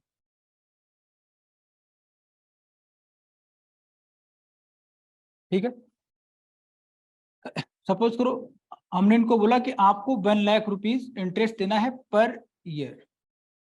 ठीक, अब आप देखिएगा हमारे अकाउंट से जो पैसा गया है ना 10 करोड़ रुपीस, अगर ये पैसा ना नेपाल को हमने प्रोवाइड किया होता एज ए लोन, क्या हमें इंटरेस्ट मिलता? इट मींस कि इस एक्सपेंडिचर से हमारी पर ईयर 1 लाख की इनकम इंक्रीज हुई। और ऐसा कोई भी एक्सपेंडिचर जिससे आपकी इनकम क्या हो, इंक्रीज हो जाए, वो क्या हो जाएगा, कैपिटल एक्सपेंडिचर। क्लियर, यहां तक कोई डाउट? और ऐसी कोई भी इनकम जो आप पर बर्डन क्रिएट कर दे, क्लियर है ना, बर्डन क्रिएट क्या हो गया, पर ईयर आपको क्या पे करना पड़ेगा, इंटरेस्ट। तो बर्डन क्रिएट करेगी तो इनकम क्या हो जाएगा, कैपिटल इनकम। क्लियर? ठीक है, क्या बेटा यहीं पे हो क्लास में? मुझे लग रहा था कहीं थे अभी। क्लास में रहना जरूरी है, कई बार शरीर यहाँ होता है, मन तो मन है ना, तो मन को बांध के रखना शरीर के साथ में, ठीक है ना। चलिए देखिए, नेपाल को अभी क्या पे करना है आपको, इंटरेस्ट। तो बेटा ये एक्सपेंडिचर ऐसा है ना इसका कि इसकी जो बर्डन है वो तो कम नहीं होने वाला। बर्डन क्या है, प्रिंसिपल अमाउंट, ये कम नहीं होगा, लेकिन फिर भी आपको पे करना पड़ेगा। और ऐसा कोई भी एक्सपेंडिचर जो आपके बर्डन को कम ना करे फिर भी आपको खर्च करना हो, ये क्या हो जाएगा आपका, रेवेन्यू एक्सपेंडिचर। क्लियर है? और ये आपकी 100% प्योर इनकम हो जाएगी। ठीक है, अब एक बात याद रखेंगे, ट्रिक क्या है, जिस टाइप का एक्सपेंडिचर होगा जहां पर, वही टाइप का इनकम बनेगा कहीं जाकर। जिस टाइप का एक्सपेंडिचर होगा उसी टाइप का इनकम किसी के लिए होगा। तो अगर आपको एक समझ आ गया तो बाकी आप समझ लेंगे। ठीक है, कुछ क्लियर हुआ? अब जरा देखिए, मान लिया नेपाल ने बोला कि सर इस बार सब कुछ बढ़िया है, कोविड के बाद हमारा टूरिज्म एकदम टॉप पे है और हम आपको प्रिंसिपल अमाउंट पे करने आ रहे हैं। जरा देखिएगा, और बोला कि सर 5 करोड़ रुपीस हम आपको रीपे करने वाले हैं। ये क्या है, लोन। प्रिंसिपल अमाउंट का हाफ आपको अगर पे कर देगा तो इसका इम्पैक्ट बैड होगा आप पर, क्योंकि अब देखिए आपका जो इनकम कितना था 1 लाख रुपीस, अभी क्या हो जाएगा, 1/2 इनकम हो जाएगा। बात समझ आई नहीं, 50,000 ओनली। मतलब आप देखेंगे इस एक्सपेंडिचर ने नेपाल के बर्डन को कम कर दिया है। अगर वो लोन पे करेगा तो उससे क्या हो जाएगा, उसका बर्डन कम होगा। तो लोन रीपेमेंट किसका एग्जांपल हो जाएगा, कैपिटल एक्सपेंडिचर। तो याद रखिएगा, इंटरेस्ट की जब बात करेंगे किसमें हो जाएगा, revenue expenditure, and loan repayment किसमें आ जाएगा, कैपिटल एक्सपेंडिचर। ये सब लिखना है। प्रवचन सुन रहे हो, नोट करो।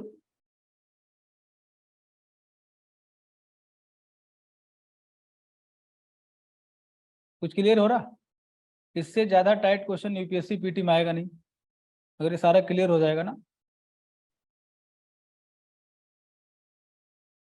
इसमें एनसीईआरटी में कुछ नहीं मिलेगा, ये सब मैं आपको जीएस का पढ़ा रहा हूँ, है ना। ये चैप्टर फिनिश, अब जरूरत नहीं, पीटी तक काम आपका हो गया है ना। सर बजट हर कंट्री अपना ले सकती है। क्या बेटा, बजट हर कंट्री अपना अपना ले सकती बजट हर कंट्री अपना अपना ले सकती है? क्या चाहते हो, दूसरे बजट लाना? है। जैसे इंडिया में बजट ले लेता है वैसे बेटा सबको काम चलाना हो, बजट सबका।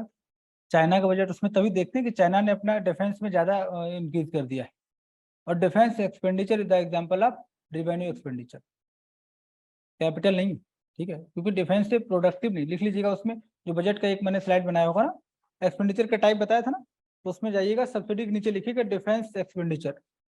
डिफेंस पे जो खर्च होता है किस टाइप का है, अनप्रोडक्टिव।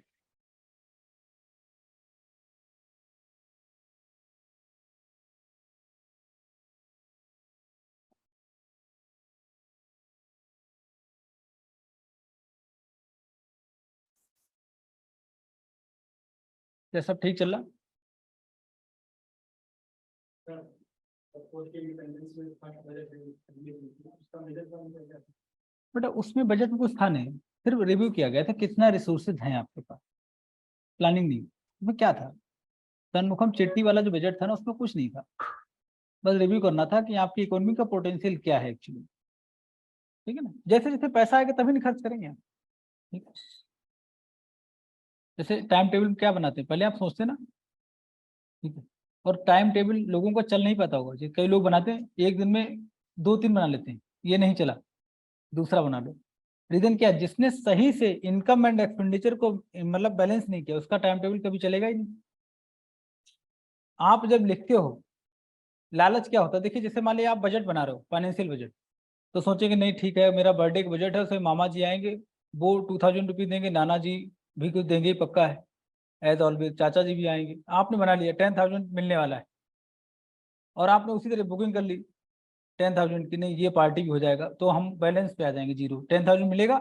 सपोज करो कि नाना जी नहीं आए, मामा जी नहीं आए, चाचा जी नहीं आए, तो घर में कहाँ छुपोगे, 10,000 तो आपसे लोग लेके मानेंगे भाई जो आपने खिला दिया है।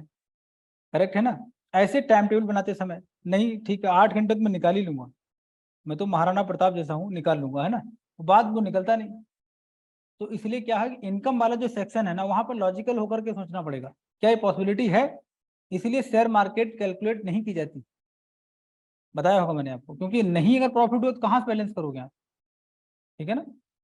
तो अब टाइम टेबल बनाना लॉजिकल होकर, क्लास से आऊँगा आधा घंटा मुझे रिफ्रेश होने में लगेगा, ये नहीं कि नहीं क्लास से निकलूंगा पढ़ते पढ़ते आऊँगा।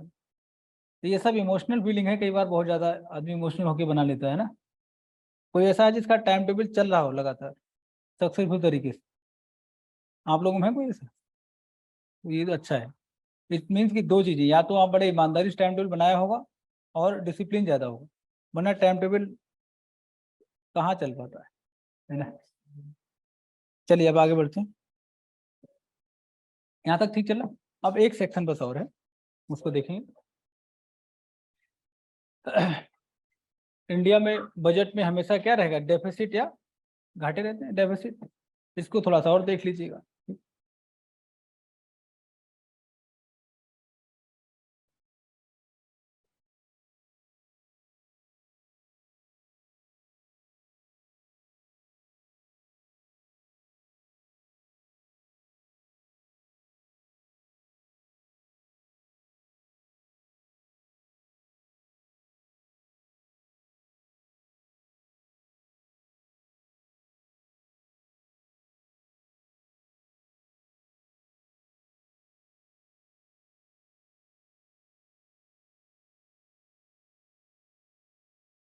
इफेक्टिव रेवेन्यू डेफिसिट यहाँ पे नहीं है, ये तीनों को आप देखेंगे सब, है ना, physical deficit and revenue deficit, primary deficit.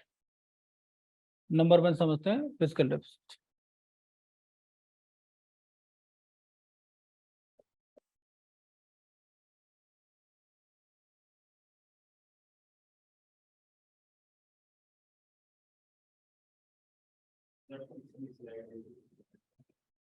अच्छा ठीक है ठीक।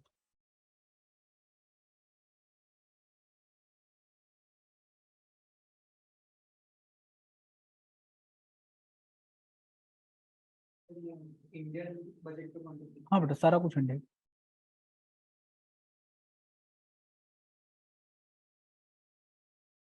पाकिस्तान से क्या मतलब है, सब कुछ इंडिया, इंडिया।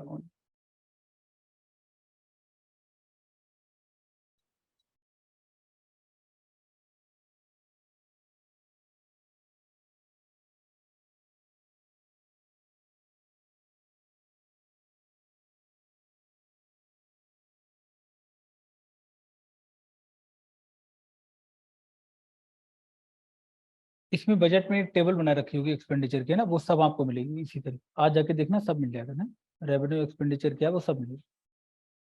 ग्राफिकल जो रिप्रेजेंटेशन है वो मैं आपको इसके बाद बता दूंगा, ठीक। मेन क्या है आपके एग्जाम पॉइंट ऑफ व्यू से यही चीजें, अगर क्वेश्चन आपको मिलेगा तो यहीं से मिलेगा, ठीक है। अगर यूपीएससी पीटी देना है तो इस बजट में जितना डिस्कस किया अभी तक ये सब आपके माइंड में होना चाहिए, ठीक है। चलिए स्टार्ट करते हैं, डेफिसिट नंबर 1। चलिए इसमें देखिएगा,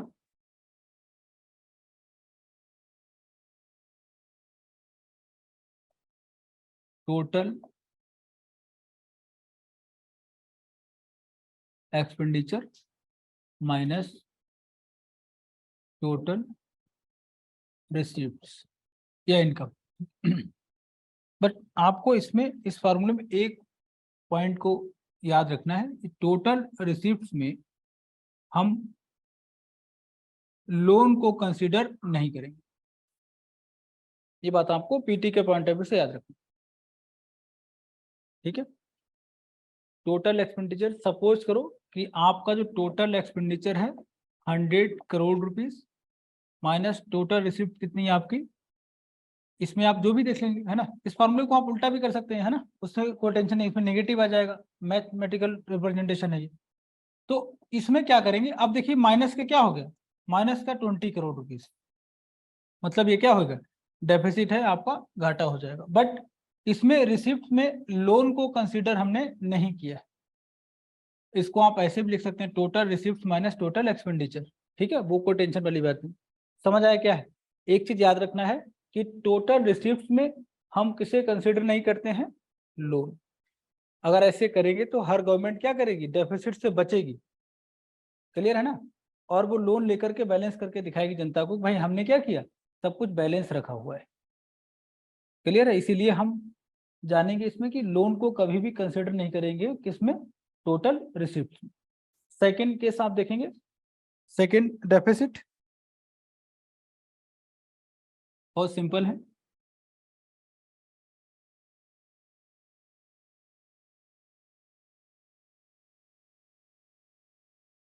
रेवेन्यू रिसिप्ट जितनी भी है माइनस एक्सपेंडिचर, ये सिंपल है, इसमें कुछ लॉजिक नहीं है।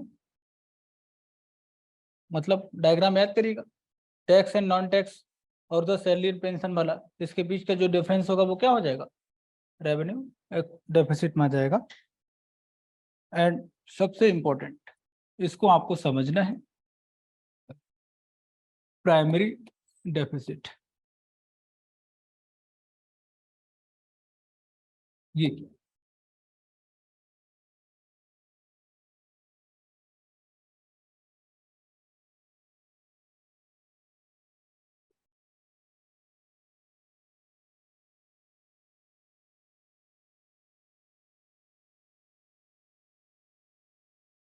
Fiscal deficit minus interest payment, इसको नोट करिएगा, समझते हैं ऐसा क्यों।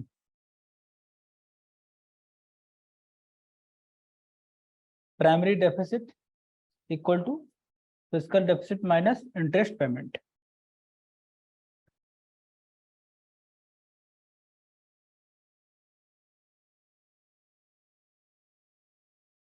लिख लीजिएगा, fiscal deficit minus interest payment, ठीक है। फॉर्मूला नोट कर लिया, फॉर्मूला क्या है। अब डिफरेंस देखिएगा, पहला डेफिसिट क्या है, उसमें देखेंगे कि लोन को कंसीडर नहीं किया है, लेकिन एक्सपेंडिचर में क्या है, लोन, पुराने लोन पर, जैसे इंदिरा गांधी जो लोन लेके आई होंगी, मोदी जी उसका भी इंटरेस्ट पे कर रहे होंगे, तो एक्सपेंडिचर में सब कुछ काउंट किया, लेकिन इनकम वाले पार्ट में लोन को कंसीडर नहीं किया। बात समझ आई। तो एट प्रेजेंट में अगर आप बोलें कि मोदी जी की गवर्नमेंट ठीक नहीं, क्योंकि डेफिसिट क्या है बहुत ज्यादा, तो ये तरीका ठीक नहीं, क्योंकि वो क्या कर रहे हैं, आप देखिए उनको आपने रोका हुआ, इंटरेस्ट तो पे कर रहे हैं, वो एक्सपेंडिचर में आ गया ऑटोमेटिकली, बट हम नया लोन जो लेंगे उसको हम मतलब इनकम में कंसीडर नहीं करेंगे, तो ये सही बात नहीं है। इसीलिए एक अरेंजमेंट किया गया है प्राइमरी डेफिसिट का, कि जितना भी फिस्कल डेफिसिट आपका है उसमें से इंटरेस्ट पेमेंट को खत्म कर दी, निकाल दीजिए, जो बचेगा वो करंट गवर्नमेंट के लिए अगर आपको पता करना हो कि मोदी जी की गवर्नमेंट कैसी है तो सही पैरामीटर क्या है? Primary deficit. करेक्ट है ना? अगर प्राइमरी डेफिसिट तेजी से इंक्रीज हो रहा है इट मींस कि गवर्नमेंट ठीक नहीं है। सिंपल सी बात। फिस्कल डेफिसिट को हम कंसिडर करते हैं कि पूरी कंट्री की economic condition of this country, अगर आपको जानना हो तो फिस्कल डेफिसिट में और करंट गवर्नमेंट कैसा काम कर रही है इसके लिए आपको क्या देखना होगा? Primary deficit. बात समझ आए? फिस्कल डेफिसिट क्या बताएगा? ओवरऑल इकोनॉमी आपकी किस तरीके से जा रही है, और प्राइमरी डेफिसिट क्या बताएगी आपको कि करंट गवर्नमेंट कंट्री में कितना अच्छा काम कर रहे हैं, खराब काम कर रहे हैं। अगर मोदी जी का आपको एस्टिमेशन करना हो कि ये गवर्नमेंट कैसी है तो कौन सा डेफिसिट देखेंगे? प्राइमरी। और इंडियन इकोनॉमी की कंडीशन देखनी है तो फिस्कल डेफिसिट। क्लियर हो गया? ठीक है, ये तीनों है। इसमें सबसे बड़ा अगर आप देखेंगे लार्जेस्ट डेफिसिट की बात करें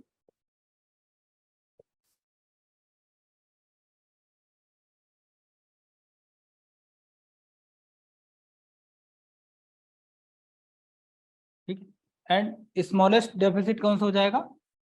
प्राइमरी। लिख लीजिएगा, largest deficit fiscal deficit and smallest primary deficit.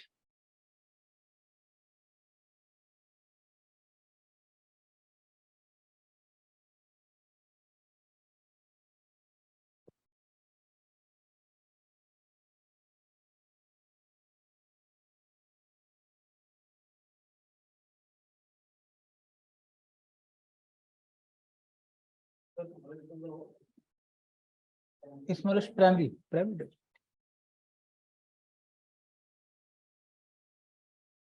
ठीक है, ये क्वेश्चन पीटी में आया, तीनों को ऑर्डर सेट कराया था। तो largest fiscal deficit and second largest revenue deficit and smallest is primary deficit. ठीक है, ये ऑर्डर आपको याद रखना।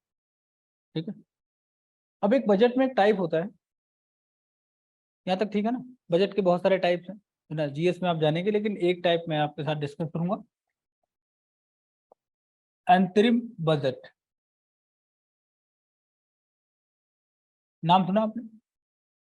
अंतरिम बजट नेक्स्ट ईयर आने वाला है।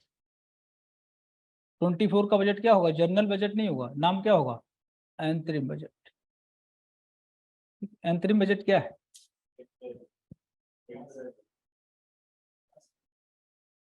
Last budget.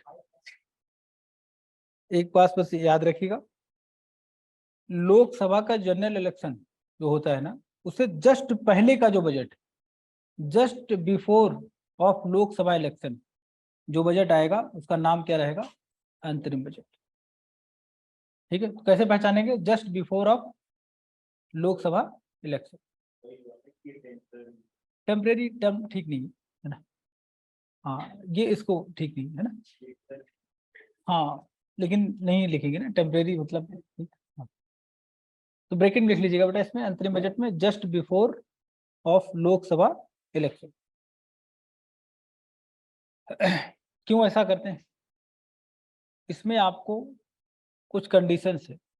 जैसे आप देखिए, मान लीजिए गवर्नमेंट है, उसने 4 इयर्स तक कुछ नहीं किया, जनता की कोई बात नहीं सुनी, लेकिन इलेक्शन से जस्ट पहले वाले बजट में बस जनता की सुन रहा है कि सभी को एक बाइक मिलेगी, एक आईफोन मिलेगा, चाहे आप नाराज हो जाए फिर भी दूंगा, सबके अकाउंट में 20,000 रुपीज जाएंगे। अगर ये सब हो जाए तो डेमोक्रेसी खत्म। और हमारा मन क्या है? Soft type. 4 साल भूल जाए कोई दिक्कत नहीं, अभी आप अच्छा कर रहे हो तो हम वोट किसे देंगे फिर? जो करंट में गवर्नमेंट होगी, है ना? तो क्या डेमोक्रेसी के लिए ठीक है? इसीलिए अंतरिम बजट का अरेंजमेंट किया गया है। इसमें क्या है, कोई नई पॉलिसी नहीं आएगी, कोई लॉ मेकिंग का काम नहीं होगा, ठीक है, कोई भी ऐसा एक्सपेंडिचर नहीं होगा जिससे पब्लिक का अट्रैक्शन क्रिएट कर पाए आप, ताकि डेमोक्रेसी को हम बचा पाए। क्लियर है? नाम क्या है इसका? अंतरिम बजट। ठीक है, जैसे अगर आप बोले कि इनकम टैक्स का रेट आपको कम करना है तो नहीं करेंगे। अगर आपने कर दिया कम तो लोग क्या हो जाएंगे? आपसे खुश हो जाएंगे, आपको वोट कर देंगे। तो नया कुछ भी नहीं करने वाले, कोई न्यू पॉलिसी नहीं बनेगी, ठीक है ना? लॉ मेकिंग नहीं होगा, कोई भी ऐसा एक्सपेंडिचर नहीं होगा इन टोटल। अगर बात कहें कोई ऐसा एक्सपेंडिचर नहीं होगा जिससे पब्लिक आपको मतलब आपकी तरफ अट्रैक्ट हो, ऐसा कुछ भी नहीं करेगा। ठीक है ना। अंतरिम बजट ईमानदारी से बस जो चल रहा है उसको चलाएंगे, नया कुछ भी नहीं करेंगे। ठीक है ना, क्योंकि भाई इन्हें पता है ना, अगर आपको इतना ही अच्छा वेलफेयर करना है तो पहले क्यों नहीं किया। ठीक है, हालांकि इंदिरा जी ने कुछ ऐसा किया था और मोदी जी ने भी। प्रधानमंत्री किसान सम्मान निधि 2000 की पहली जो किस्त थी ना, वो सबके अकाउंट डाल दी थी इलेक्शन से पहले। इसको मोदी वाले पैसे लोग बोलते नहीं गाँव में, शायद सुना होगा आपने, मोदी के पैसे, इस तरीके से गाँव वाले लोग जानते होंगे। उससे क्या हुआ, लोगों को पता चला 2000। और राहुल बाबा क्या कह रहे थे, अगर मैं जीता, उन्हें खुद कल्पना थी कि हो सकता है जीत जाए, तो सबके अकाउंट में 5000 पर मंथ आएंगे। शायद आपने ये देखा हो, उस समय बस स्टैंड के आसपास ऐड लगाया था। और मोदी जी ने क्या किया, मुझे पता नहीं मैं कितना दूंगा, लेकिन 2000 दे रहा हूं। आपकी पॉकेट में 2000 पड़े हुए हैं और कोई बोला मैं अगर ऐसा हो गया तो आपको इतने दूंगा। तो हम लोग गरीब टाइप लोग हैं, जो पॉकेट में आ गया है उस पर ज्यादा ट्रस्ट होगा। तो मतलब क्या है, आप देखिए जनरली अंतरिम बजट में इस टाइप की कोई भी पॉलिसी मेकिंग नहीं करते हैं। ठीक है, अंतरिम बजट हो जाएगा। और जो बजट आता है रेगुलर, उसका नाम क्या है, जनरल बजट। ठीक है,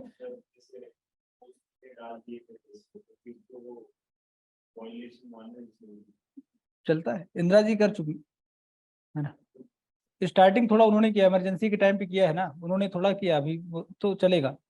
अगर आप कोई ऐसी प्रैक्टिस स्टार्ट कर देते हैं डेमोक्रेसी में जो ठीक नहीं है, तो फिर आगे कोई और रिपीट करेगा, रेफरेंस उसका हो जाएगा। ठीक है ना, ये सब रहता है। तो ये अच्छा, बजट की प्रोसेस क्या होता है, बजट एक्चुअली में बड़ी रिस्पॉन्सिबिलिटी है। तो जब बजट रिप्रेजेंट किया जाता है, जो भी बंदा करेगा तो उसके लिए बहुत काम होता है, पूरी टीम काम करती है। और उसमें क्या, कांग्रेस का भी रहेगा मेंबर ऑफ पार्लियामेंट, है ना, आम आदमी पार्टी का भी रहेगा, बीजेपी का भी रहेगा, सारे लोग बैठ के डिस्कशन करेंगे। तो अंदर सब लोग कुछ दिन के लिए बंद हो जाते, सबके मोबाइल वगैरह सब बाहर।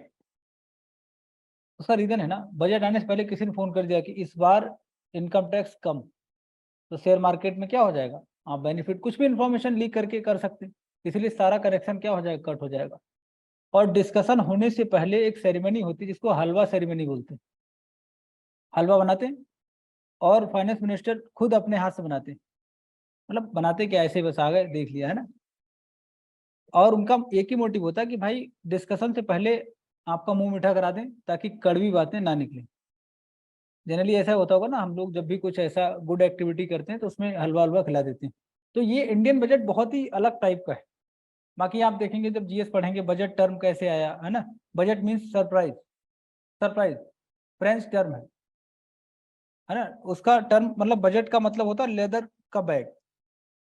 जैसे मान लिया एक मेरे पास बैग है लेदर का बैग, और मैं बोलूंगा देखिए अब ध्यान से देखना मैं क्या निकालने वाला हूँ, ध्यान से देखो, कबूतर आएगा इस तरीके से कुछ भी निकालेंगे, तो आपका ध्यान कहाँ रहेगा, क्या निकालने वाले।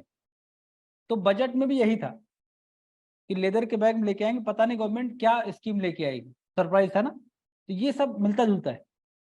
लेकिन मोदी जी ने जब पहली बार मोदी गवर्नमेंट 1.0 बनी थी, तो उन्होंने क्या किया, बजट का नाम चेंज, बही खाता। अभी बजट का नाम क्या है, बही खाता। ठीक है ना, बही खाता क्योंकि दो चेंज हुए हैं।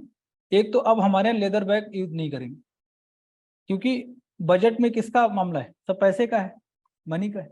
और हमारे यहाँ ऐसे माना जाता है, जो हिंदू कल्चर है उसमें लक्ष्मी एंड गणेश जी जो है वो किसको डील करते हैं, फाइनेंस डिपार्टमेंट, है ना, जनरली यही मानते हैं। और उनके पूजा के लिए हम लोग रेड कलर का कपड़ा बिछाते हैं।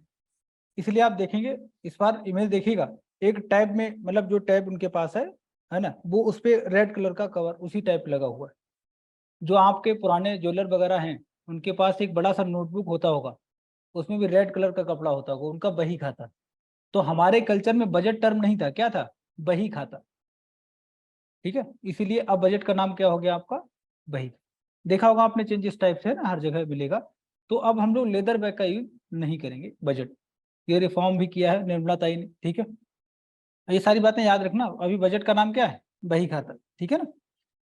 तो बजट का जो कल्चर है, वैसे बजट आता था शाम को, लेकिन उसको चेंज किया गया, शाम को बजट आ जाएगा, डिस्कशन कब होगा, टाइम कम बचेगा, ताली बजट पास।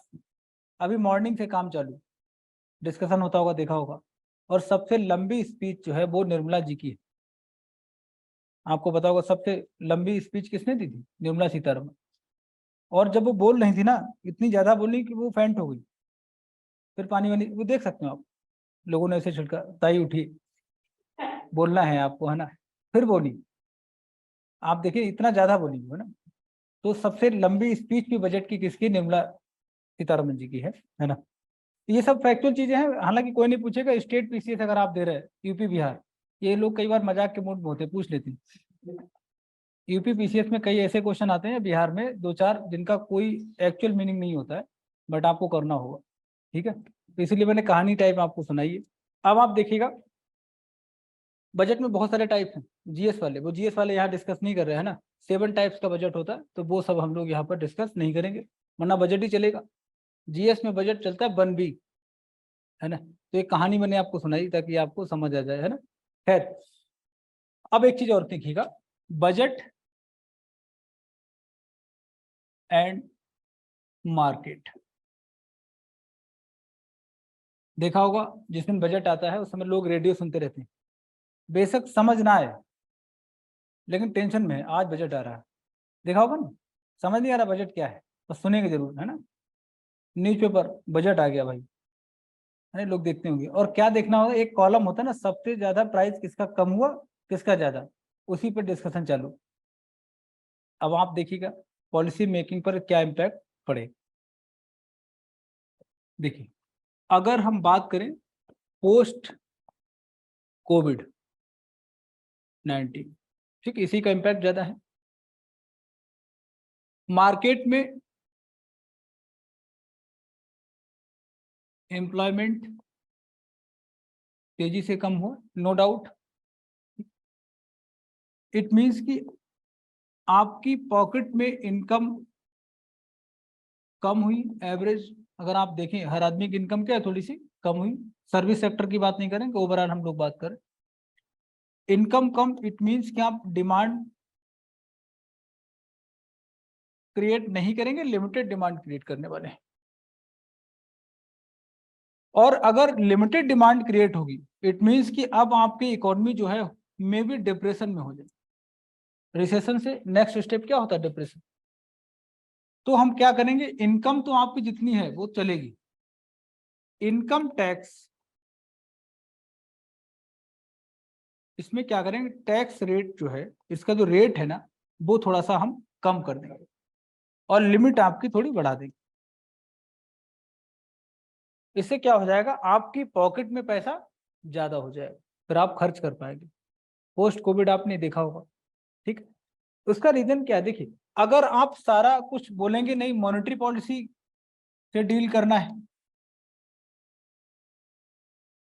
यहां से क्या हो जाएगा, अगर लोन आपको मिलेगा वो भी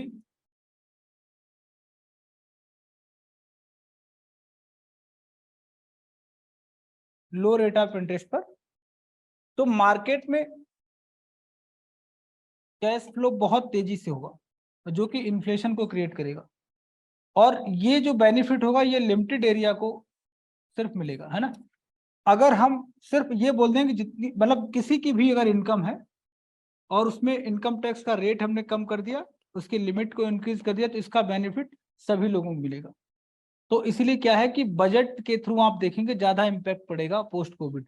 और इसके साथ में कुछ वेलफेयर स्कीम्स भी हमने लॉन्च की हैं, जैसे कि आप देखिएगा फ्री फूड 1 ईयर तक और आपको मिलेगा।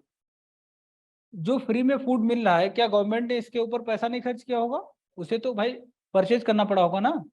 तो आप देखिएगा ये सब क्यों कर रहे हैं हम लोग, ये पोस्ट कोविड के इम्पैक्ट को कम करने के लिए ये कोशिश है, ताकि पोस्ट कोविड का इम्पैक्ट क्या रहे, मिनिमाइज हो सके, आपकी पॉकेट में बर्डन ज्यादा ना हो, वरना डिमांड कोलैप्स हो जाएगी, और डिमांड खत्म, इकोनॉमी का ग्रोथ एकदम गायब, ठीक है। हमारे यहाँ जो रिकवरी हुई थी ना स्टार्टिंग में, कुछ समझ आ रहा है क्या है? तो जो ये आपके एनसीईआरटी में नहीं होगा, लेकिन आपको ऐसे देखना है, ठीक है, इसी तरीके से समझना है। एक ग्राफ है, उसको जरा देखेंगे, है ना, क्या ये सही है ना। तो आपके इकोनॉमी को रन करने के लिए 2 टूल्स थे, monetary policy and fiscal policy, दोनों का अपना अपना रोल है, ठीक है। और ऑब्जेक्टिव क्या है, ग्रोथ ऑफ इकोनॉमी। क्लियर है ना, इसी को करना है। अब आप देखेंगे कोविड के बाद चीजें बहुत तेजी से चेंज हुई हैं।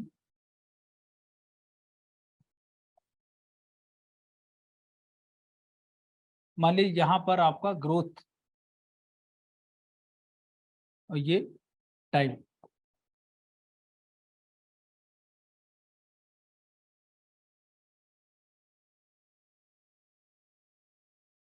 सपोज करो कि अभी आपका जो ग्रोथ है 4% और यहाँ पर 4.5। हम लोग क्या कर रहे थे कि 4% से ग्रोथ, एग्जाम्पल लिया है ना, ज्यादा थी हमारी, बट 4% से आगे तेजी से बढ़ने वाले थे। ठीक है, लेकिन कोविड-19 का इम्पैक्ट आ गया, हम लोग बढ़ रहे थे, अचानक कोविड-19 और इकोनॉमी आपकी तेजी से नीचे, फिर मार्केट आपने ओपन कर दी, तो किस शेप की recovery? V shape recovery. Diagram बना लीजिए, ठीक है ना। और इस रिकवरी को और फास्ट करने के लिए बजट, मतलब physical policy and monetary policy help कर सकती, डिमांड को इंक्रीज करके।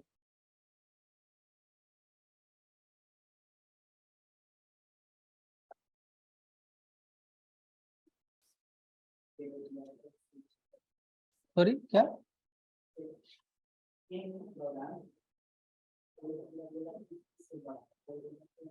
नहीं, सबके पीछे कॉन्सेप्ट है ना। हाँ देखो, बी शेप क्या मतलब, जैसे मैंने आपको के वाला बताया होगा, के का मैसेज अलग है, के शेप बताया था मैंने। उसमें क्या है, गैप बढ़ रहा है सोसाइटी में, जो रिच है वो और रिच हुआ है, जो पुअर है और तेजी से पुअर हुआ। तो इस तरीके से क्या होगा, गैप बढ़ रहा है ना तेजी से। इसमें क्या है, पूरी इकोनॉमी की बात, डिमांड पर बेस्ड, कि मार्केट बंद थी, सब लोग अपने घर पे थे, याद करो, सब घर में बंद है ना, मैगी बना रहा है, कोई कुछ कर रहा है, कोई कुछ कर रहा।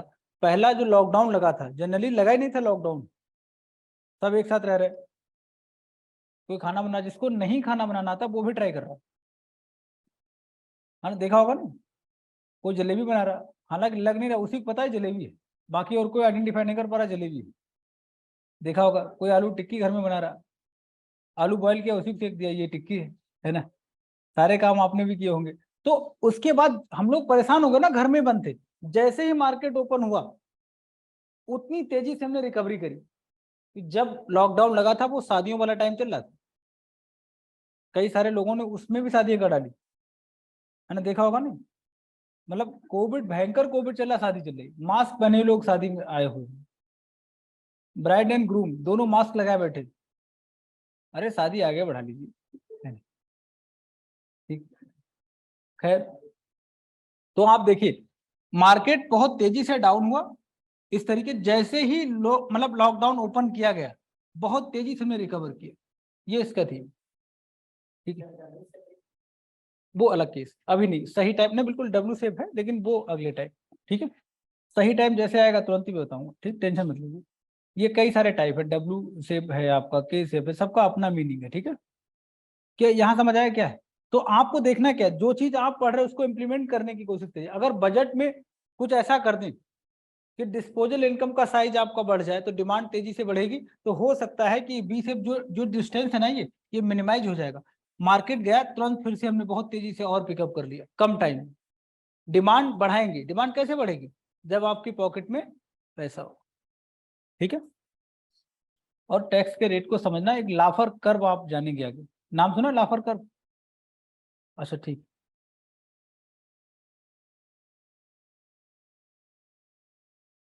लाफर कर्व।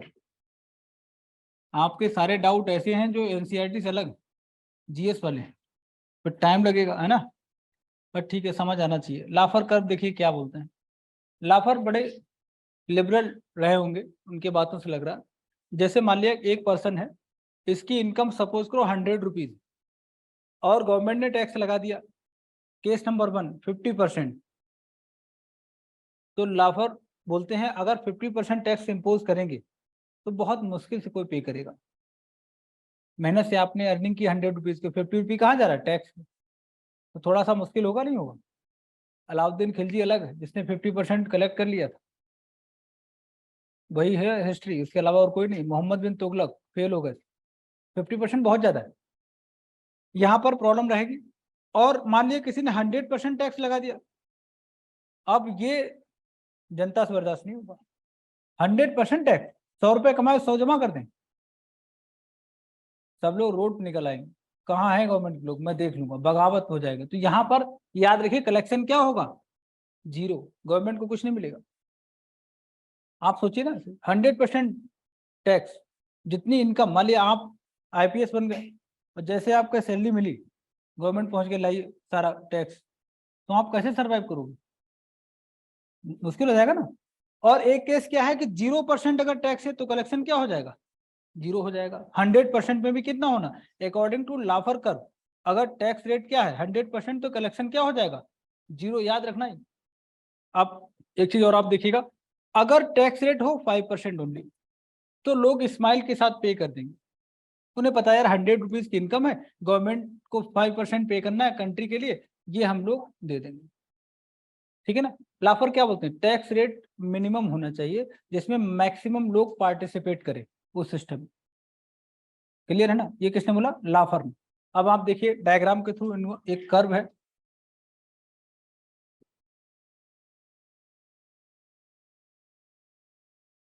ये टैक्स रेट एंड ये कलेक्शन। एक रेट ऐसा होगा जहां पर मैक्सिमम कलेक्शन हो,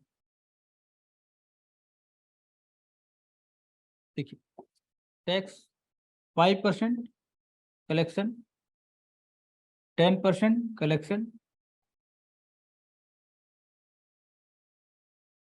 मान लिया 15% कलेक्शन जो भी रहेगा, और फिर सपोज करो कि 20% कलेक्शन। लेकिन अब अगर आप टैक्स रेट इंक्रीज करेंगे तो कलेक्शन अब डिक्रीज होना स्टार्ट हो जाएगा। ये मैसेज है लाफर का, समझ आया। टैक्स रेट मान लिया अभी 25 इंक्रीज किया, एक लिमिट के बाद जैसे टैक्स रेट आप इंक्रीज करेंगे तो टोटल कलेक्शन कम होगा, लोग बगावत करेंगे, चोरी करेंगे, ठीक है। टैक्स रेट और आपने इंक्रीज कर दिया, कलेक्शन आपका और कम हो जाएगा। आप देखिए रेड वाले की डायरेक्शन क्या हो जाएगी, टुवर्ड्स 0। और अगर कहीं 0 मतलब 100% टैक्स आपने इम्पोज कर दिया तो कलेक्शन कहाँ हो जाएगा, 0 पे हो जाएगा। 0% एंड 100% पे कलेक्शन शुड बी 0। ये कर्व किसने दिया था, लाफर कर्व। ये क्या बोलते हैं, tax rate should be minimum, जितना मिनिमम हो। इससे बेनिफिट क्या होगा, मैक्सिमम लोग पार्टिसिपेट करेंगे टैक्स सिस्टम।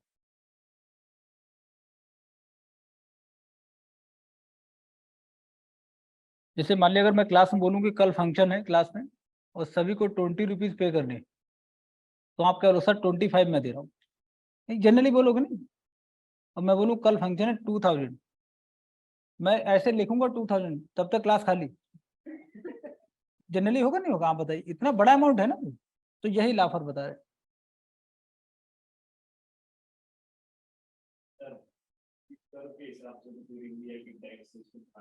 बिल्कुल है, करेक्ट है, तो कोई डाउट नहीं। GST बहुत है ना? जब मैं प्रॉपर टैक्स सिस्टम GS वाला आप पढ़ेंगे ना, तो आपको समझ आएगा GST में क्या डिमेरिट्स हैं, है ना। लाफर के और सारे मीनिंग है, लेकिन वो अभी यहाँ तक ठीक है, इतना है ना। पावर, हाँ, कोविड से पहले कोविड के बाद में टैक्स, हाँ, कोविड से पहले, हाँ, ग्रोथ का ना, सिर्फ उन्हीं ग्रोथ का। देखिए एक चीज आप याद रखिएगा, कभी भी ग्रोथ का डायग्राम जो बनाएंगे ना आप, तो कभी भी रेगुलर नहीं होगा, ये तो पॉसिबल ही नहीं, ठीक है। जब भी टर्म आ जाए इस टाइप का, UPSC PT 2015 ये क्वेश्चन है, उसमें स्टेटमेंट है कि regular growth in Indian economy, ऐसा स्टेटमेंट हमेशा क्या होगा, फॉल्स हो। इकोनॉमी में रेगुलर ग्रोथ पॉसिबल ही नहीं, हो सकता मानसून फ्लॉप हो जाए, समझ आई बात नहीं, या शेयर मार्केट डंप हो जाए। तो ये रेगुलर वाला ग्राफ अगर आपके माइंड में आ रहा तो ऐसा तो पॉसिबल है नहीं। बट क्या होगा जनरली, देखिए कोविड से पहले इंडियन इकोनॉमी का ग्रोथ रेट ठीक था, तो ऐसे कभी ऐसे जाएंगे, थोड़ा ऐसे हो जाएगा, इस तरीके से हम लोग ऐसे चलेंगे, ये रहता है, ठीक है ना, इस तरीके का रहेगा।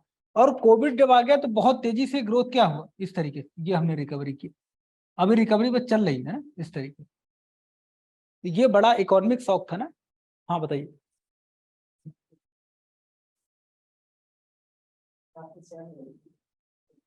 आप साइज देख लीजिए, इकोनॉमी का उतना ही है।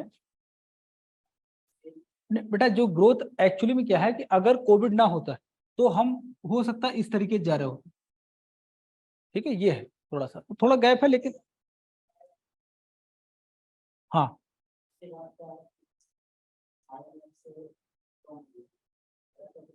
नहीं नहीं, लोन लिए नहीं, वो इसमें मत डालिए लोन, बेटा क्या होता है, क्योंकि अगर आप आईएमएफ वाली बात करेंगे, वर्ल्ड बैंक से, आईएमएफ से लोन कब लिए, आईएमएफ से लोन,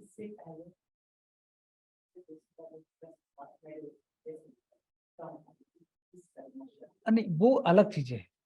जैसे इंडियन गवर्नमेंट पे ज्यादा हमारे ऊपर ना अभी लाइबिलिटीज ज्यादा हो गई, वो बिल्कुल ठीक। जब आप बजट पढ़ेंगे ना अभी, तो आप देखिए मैक्सिमम रिसिप्ट या इनकम वो आपके लोन के रूप में ही है या बोरोइंग के रूप में ही है, लेकिन उसका मीनिंग अलग है ना, ऐसे मत समझिए। देखिए कई लोग यूट्यूब पर या व्हाट्सएप पे उल्टी सीधी बातें बोल देते हैं कि गवर्नमेंट भी नहीं, उसको समझने का अलग स्टाइल है, ठीक है ना, ये है। कई बार आप देखिए, जैसे मान लिया टाटा पर बहुत लोन होगा, जैसे मान लिया अभी आप न्यूज सुनी होगी, अडानी को घाटा हो गया, तो अरे बेचारा अडानी मैगी भी नहीं खा पाएगा, ऐसा थोड़ी है, वो अलग चीजें हैं, ठीक है ना। तो जैसे गवर्नमेंट जब आपसे बोरोइंग करती है ना, तो बोरोइंग क्यों करती है वो आप देखिए, ठीक है, अभी मैक्सिमम इनकम वहीं से आती है ना। तो जब आप जीएस में बजट करेंगे तब आप ये डाउट बताइए कि मैं एक एक चीज एक्सप्लेन करूंगा, ठीक है, अभी नहीं, अभी बेईमानी हो जाएगा, ठीक है।